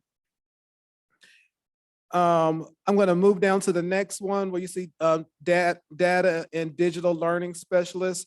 So I will tell you that while I've not been here 10 years, that for the last 10 years, at least in the state of Virginia, we've seen an increase in the state reporting mandates. So that's those are our record collections, our student data record collections. Those require someone, and that someone in this case is Ann Skipper, who is absolutely amazing. It requires her to extract data and build files for various departments in order to submit those things. And so I would dare say I had written the number in my notebook, and I probably should have written it in this presentation, but I know that there are at least 40 state reports. And so what Mr. Cuomo has some positions that he's been paying on an hourly basis. So what we are going to do here is we are going to convert some of that hourly money and add just a little bit of money here to create a full position. And so this point, this person will provide support to Ann Skipper with regards to pulling the data and doing the record submissions. In addition to that, this position will also help with the staff development needs of our staff as it relates to technology. So being able to use these products, for example, how to be a good user of PowerSchool. I know that I've had conversations with our team, like, we just can't call Ms. Skipper and say, can you show me how to do, because, she has work going on. And a lot of times what I'm finding is that people are asking her the same questions. And part of the issue is we have this gap where we don't have someone to do the trainings unless the director of technology goes to do the training, which then spreads him thin. So you see the $92,000 here, but there's actually some cost savings here because he's combining some positions and we're adding a little bit of money here to make this a whole position. And so this position will be on the teacher salary scale. The next thing you see, there is teacher, and there's a position for a graduation coach. We've made a lot of strides in our efforts to increase our graduation rates. We are proposing a graduation coach to place emphasis on supporting the growing needs of our students. We know that our students have trauma. They are experiencing a lot of life. We know that if we wait until they're 12th graders to provide them the support, it just inundates the school counselor. It inundates the entire staff. So the graduation coach will essentially serve as a lifeguard in this building.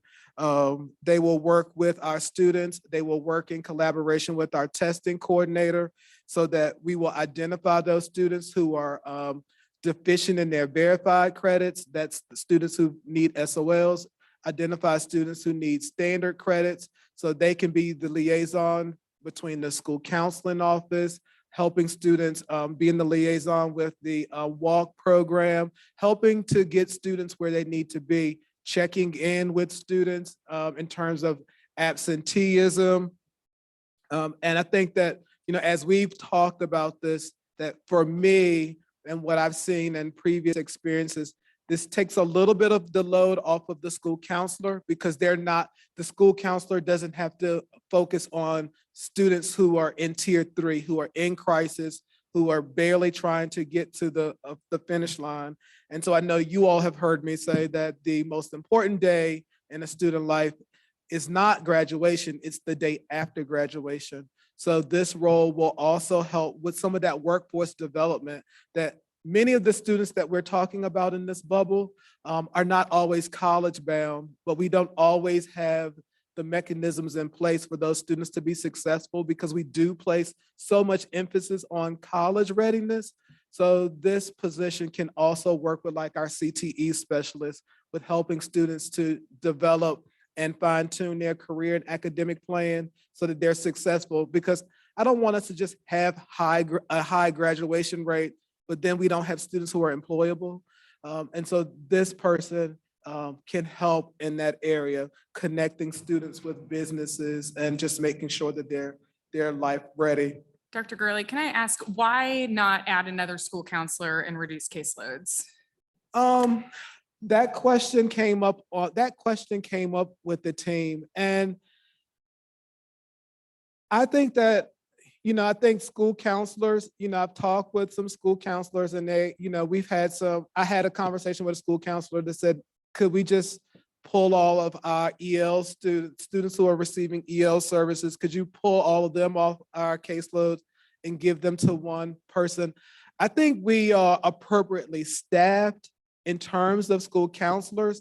I think that we really need someone who can pull away from the desk, pull away from the school, and like be in the community. We do a good job with attendance, but we don't have an attendance worker. But we know that many of the students who straddle this bubble, who are credit deficient, are also often students who have the attendance issues.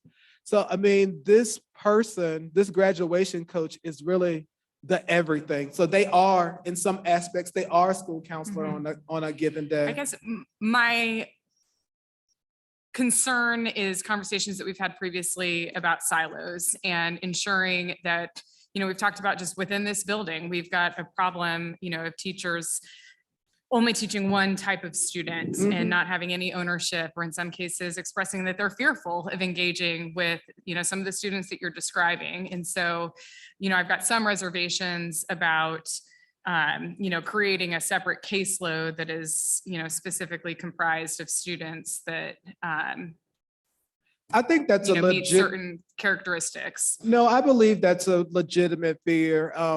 And I encouraged the team to give me the pushback. So I did get the pushback.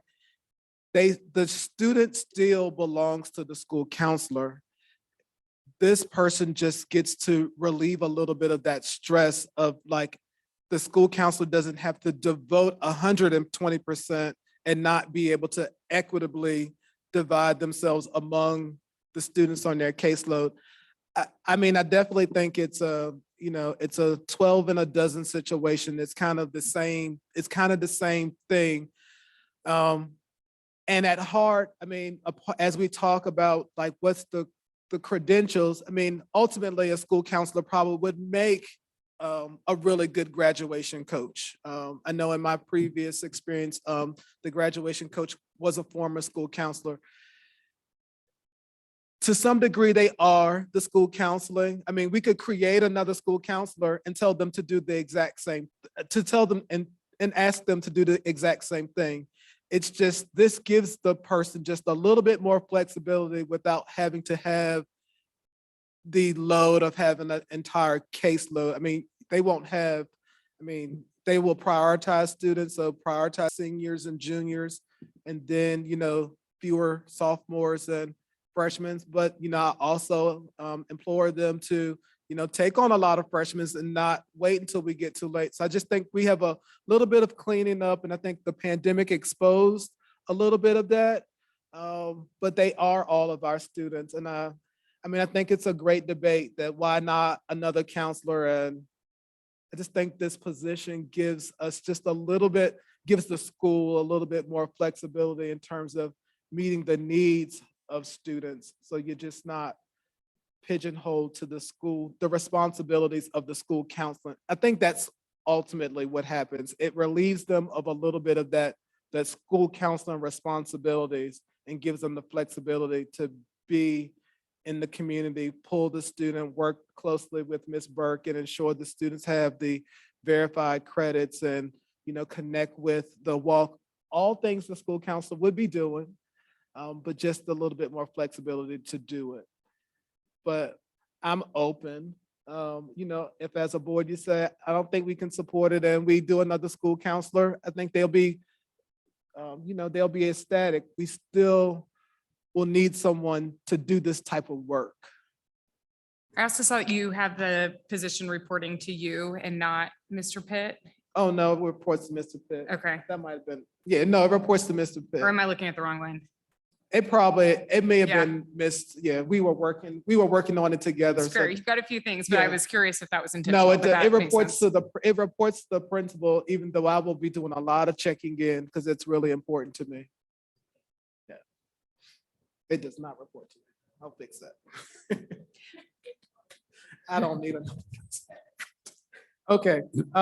Excuse Wait a me, minute. just on this one point, are you aware of other school districts who are utilizing this model of the graduation Yes, coach? absolutely. I know Virginia Beach has a model of this, and there are various names to this position, but Virginia Beach has a version of this. Hampton has a version of this, my previous school division. There's sometimes what you hear this often referred to as dropout prevention, and I don't like that name. I want you to be a graduation coach. But yeah, you do. If you, in your Google searches, you probably will see dropout prevention specialist more than you will see the title called a graduation coach. Yes. Yeah. Yeah, they have to coach. All right, our next thing, we have, I'm sorry, I lost my place. Oh, Longwood, I'm sorry. So we have this need to grow our own. I think what we've seen as people get promoted, that we just have this need to develop our next cadre of administrators. So we have partnered with Longwood to provide an administrative cohort right here in Charlottesville City Schools. And the program is actually 3 semesters. So it will be the fall of 2023, this school year, this upcoming school year, fall of 23, the spring of 24, and the summer of 24. So 1 year, the program costs less than $6,000. It's like a no-brainer. So my recommendation is that we pay for half of it, which means that, I mean, essentially it will cost someone $3,000, which is unheard of, to get an administrative endorsement. I know that I have gotten the question about why not UVA. Well, the reason why is that This program is for anyone with a teaching license. So you can't be a school counselor, you can't be a social worker. You have to have a minimum of 3 years teaching experience. This is a certificate program. So this is to add the endorsement onto your current teaching certificate. So you must already possess a master's degree. So we put this out to our staff and we got about 26 responses. And 15 of them were, I want to participate. And then there were some people that said, I want some more information. But this would allow us to pay for half of it. The cost would be $45,000. But my point was that I had gotten a question about why not UVA. UVA does not offer a certificate program. You have to, if you have a master's in English, you have to get a master's in admin. And I think what we see from, we put those things out there when we get them from UVA, but we saw a big response from this. And it's because if I have a master's, why not take, 2 classes a semester and have this endorsement and have half of it paid for? We would like to include this, the caveat that if they leave, they have to pay us in thirds. So if you stay 1 year, so you have a 3-year obligation. And then if you leave, if you work for us for 1 year and then you leave, you got to pay us back the remaining 2/3. If you work 2 years, you owe us 1/3. If you don't come back after you finish, then you owe us the entire half. But the program is $5,995, and we're going to pay half of it. We're going to pay $3,000 for each employee. So there's an informational that will be happening soon. I spoke with the Longwood rep. Jessica Ford is the contact person. She's working with them and they're waiving the application fee and all of those other things for this program. But it gives us an opportunity to build our own. And I think if this works well, we can continue on with something like this with the people who have some interest can become our second cohort. And we would be growing our own right here. The next thing you see is our Beaufort athletics request. We got that from Mr. Jones, and some of it stems from his time over at Beaufort. We had some situations where, we had football come back this school year. We weren't able, there were moments where they weren't able to have an athletic trainer. The budget just didn't match the current programs happening over at Beaufort.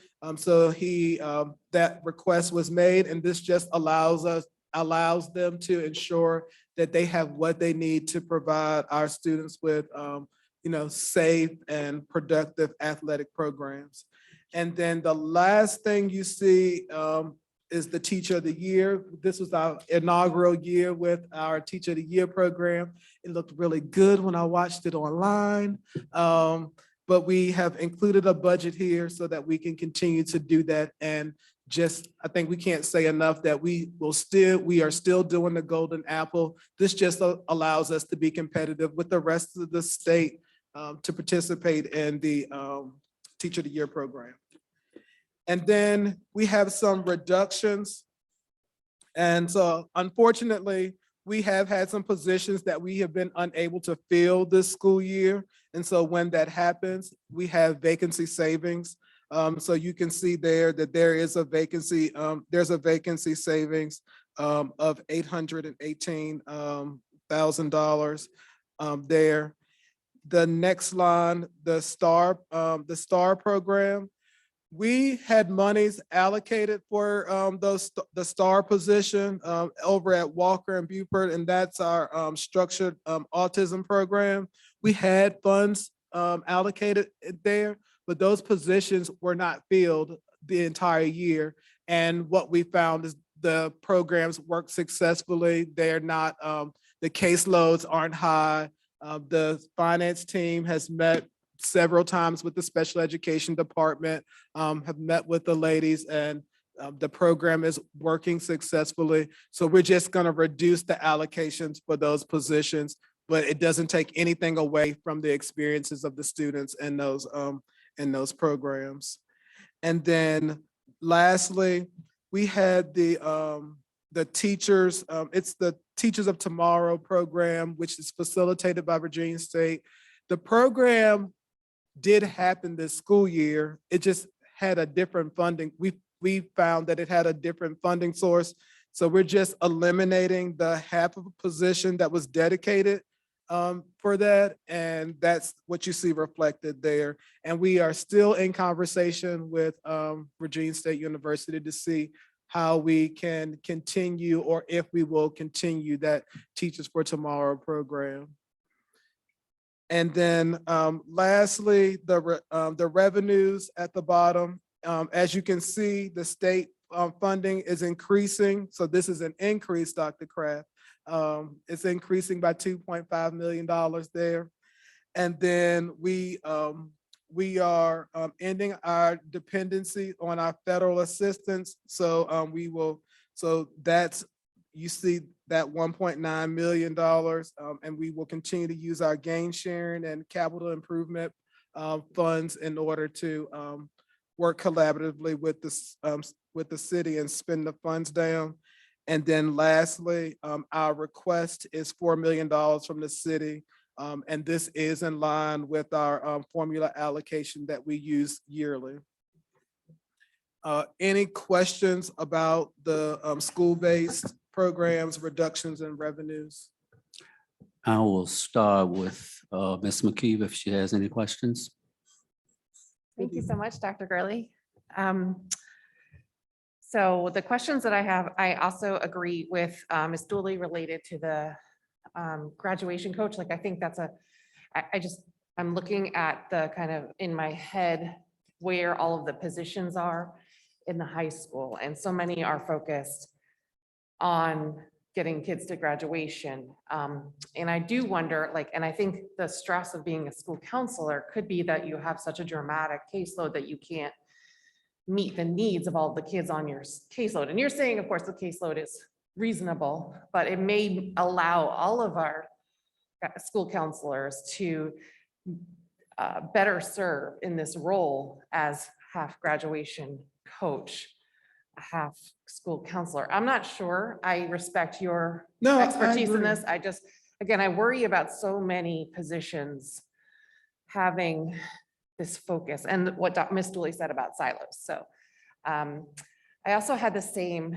concerns that Mr. Morris and Ms. Dooley had about the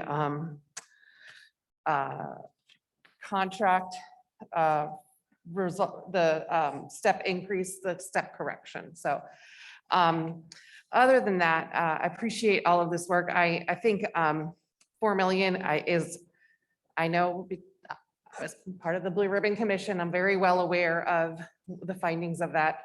I do think about $4 million is a lot to be asking of the city at this time.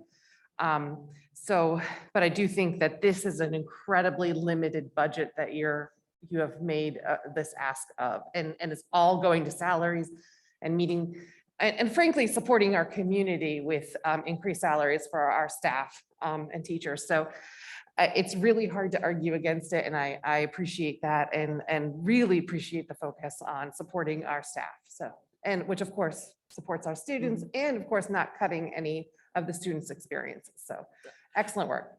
And what I will do before we meet again, I will pull the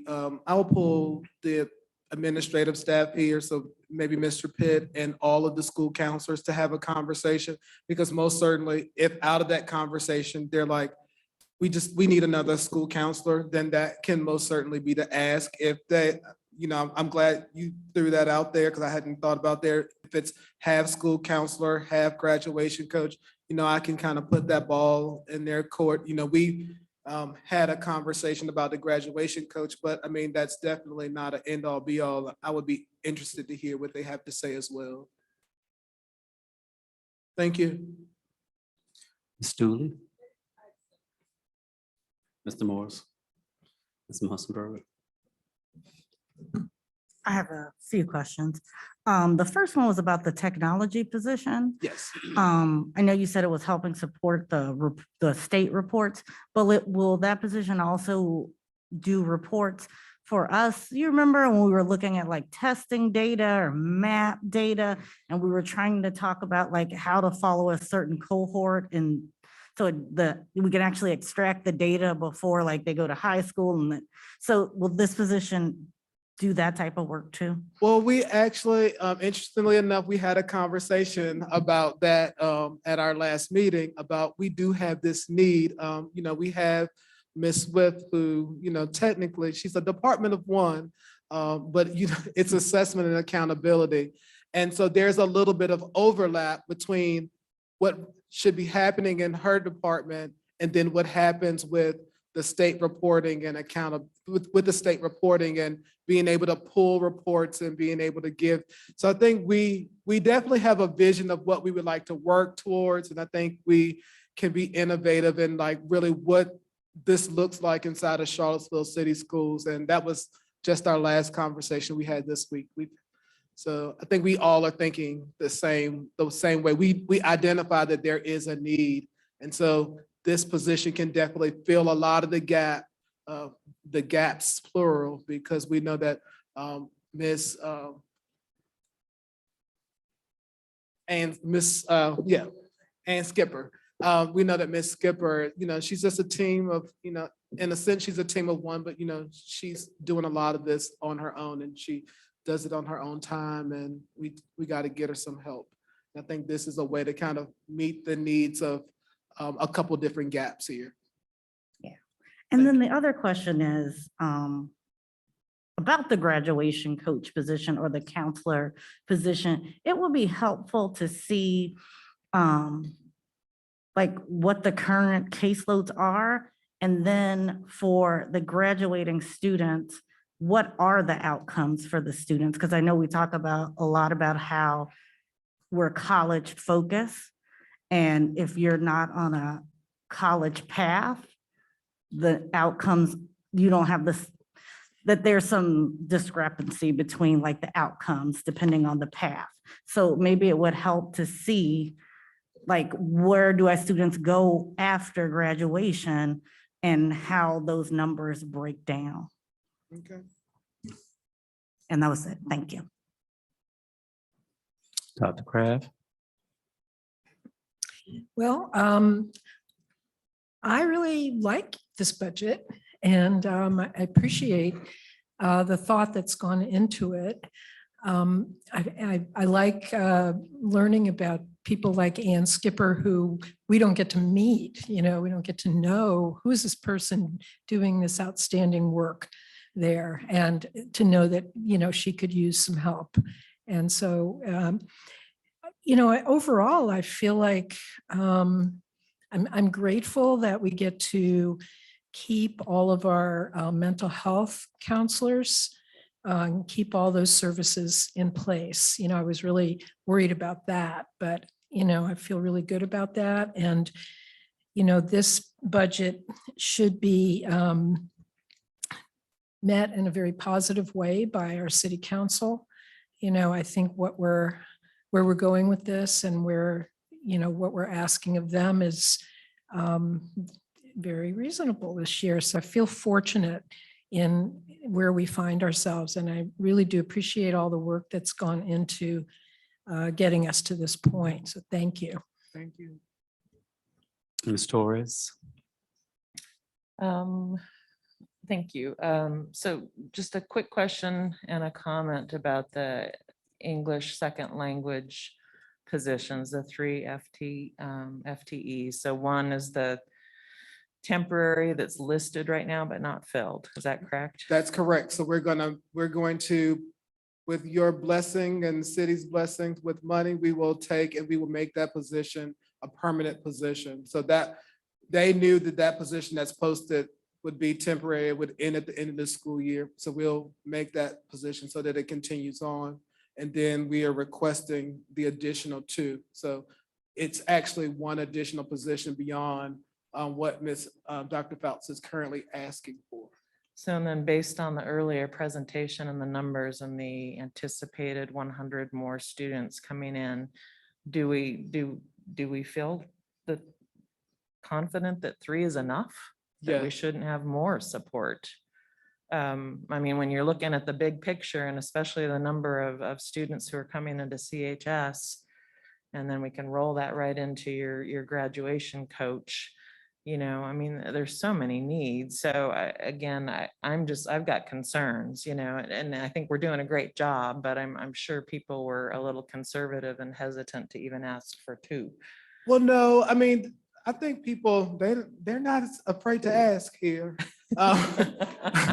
So no, they're not. So what we know is that we are losing, we will be graduating 29. We will be graduating 29. We, with the addition of the three positions, and remember, the state is 1 to 50, we are doing 1 to 30, so that's 90 right there. So I believe we're in a good place in terms of, you think we're losing 29 and we could potentially be getting 100. We won't get all 100 on the same day. Prayerfully, we won't get them all in the same day.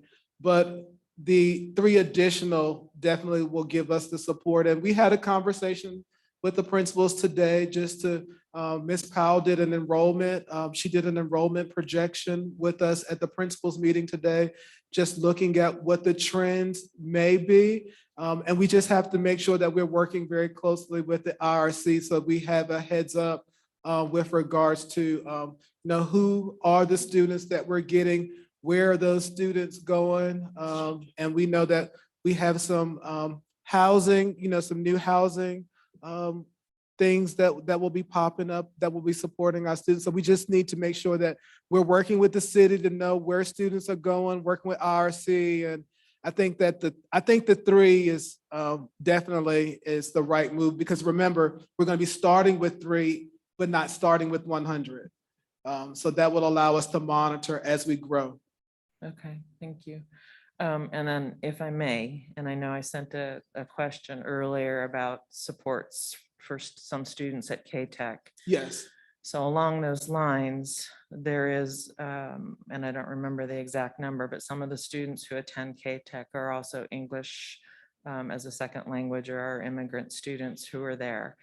And in your follow-up, or whoever's follow-up with Ms. Carter, and because our students follow Albemarle County's closing policy, if K-Tech is closed, our students who are there don't have a place to go. So if we could look into or check in with Mr. Pitt or Miss Carter had offered, that there is space there, but we would just have to have a staff member to go over and support those kids there. But to make sure, and this is just somebody who's come to me who works with some of these students that has shared that in prior years.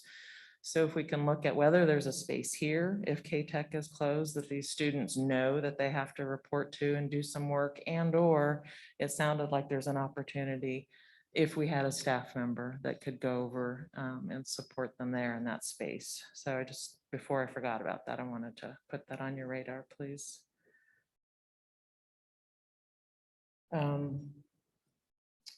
Also, I mean, I'm intrigued by this graduation coach. I mean, I'd love to kind of see it plotted out. It sounded like you had a lot. I mean, there's definitely a need, right? There's Yes, ma'am. And I would love to, I feel like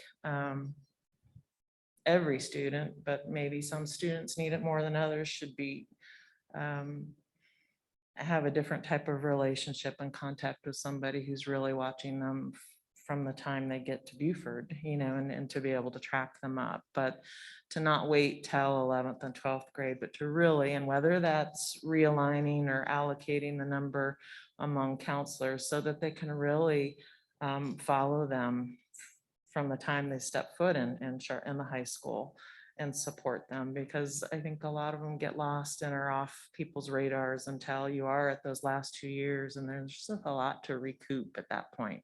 And I'm sure there's a lot of models of what this could look like. And again, as far as, pushing out into the community, that's a lot. I don't know that all of our, I mean, they'd have to be on some kind of schedule if we're going to be making home visits or monitoring the attendance. But I mean, I do think there's potential, but I've just got a lot of questions about that yet. Mhm. So thank you for bringing that to us for something to think about. And then in noticing, and maybe I missed something, but on the actual sheet for Buford, where they were asking for the increase, their sheet, it says 2,000, and on here it says 5,000. Yeah, they originally, on that budget change sheet, they had 2,000 and we increased it to Okay. 5,000. Yeah, and I know there were a lot of needs there. There were a lot of things so that's fine. I just wasn't sure where that came up, and that's it. Thank you so much for all of this. No, Appreciate thank you you. and your team's work. Lastly, it's probably been sitting till. Okay, the last thing here is that we do have some upcoming meetings. So the PTO meeting, which will be online, will be that the 25th is next week, I believe. Yep, next Wednesday. So we have the PTO meeting where we will do a high-level overview of the budget. We did this last year, I remember that. And then we have a community update. We have a community budget update that'll be online. That's on the 31st. And then we will come back here during our regular session. And then there's the public hearing of the budget on our next meeting. And again, by that time, I will have tried to schedule that meeting while we'll have met with the school counselors just to talk about, to make sure I get their plight and the current needs. And then you see the remaining. And I don't have it here, but I was not able to be here on the 9th of January, and I was slated to have a conversation during the superintendent's advisory meeting about the budget. So I just will give our staff members that are on the superintendent's advisory meeting an opportunity to ask any budget things and give some feedback with regards to the budget on the last Thursday of this month. I believe that is. That's all. Any questions? I know I do have a comment. Thank you for your hard work and your staff on the budget. But I just want to hone in on one thing about the graduation coach. Being that I can speak the voice of experience, being a counselor, and know friends who have been graduation coaches. And that was a part of my vision of not having a one size fit all, but we need to find ways to reach those children who perhaps are not going to college. And I can tell you on an everyday basis, you are, as a counselor, ASCA says 250 to one counselor is a reasonable size caseload. Also, working as a counselor, you're responsible for a lot of things. Unless things has changed since 2016, all of our counselors here are also responsible for 504 plans, which means that you have to meet yearly with parents. So 2 weeks at the beginning of the school year, you're meeting individual with parents to update those 504 plans at the beginning of the school year. Then you have identified by the end of your 11th grade year students who are in academic trouble and at risk of not graduating. So you have to have those senior success meetings early on at the end of the 11th grade, sometime very early in the 12th grade year. So counselors are doing a lot of things, they're counting credits. You have to know how many credits your students have passed. So when someone comes into your office and says, well, Mr. Bryant, so, you have to have those books up to date. You're writing letters of recommendations for those seniors who are doing early action. So it's a lot that is going on in the guidance office. And I cannot think of a better way of adding a graduation coach to work with those students that are identified as having some type of academic issue and working and finding a pathway for those students to have a life after graduation plan when they leave here. So that graduation coach is extremely important in working in conjunction with the school counselors. So thank you. Thank you. Are there any other questions for Dr. Gurley? Next, thank you all, ladies, for your reports. We will now have comments from the community. And if you are in the Zoom room, please raise your hands and tell us your name and your address.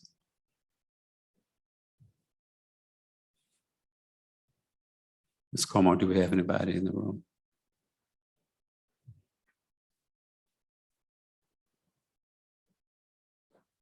Okay. Next on the agenda is upcoming meetings for the budget.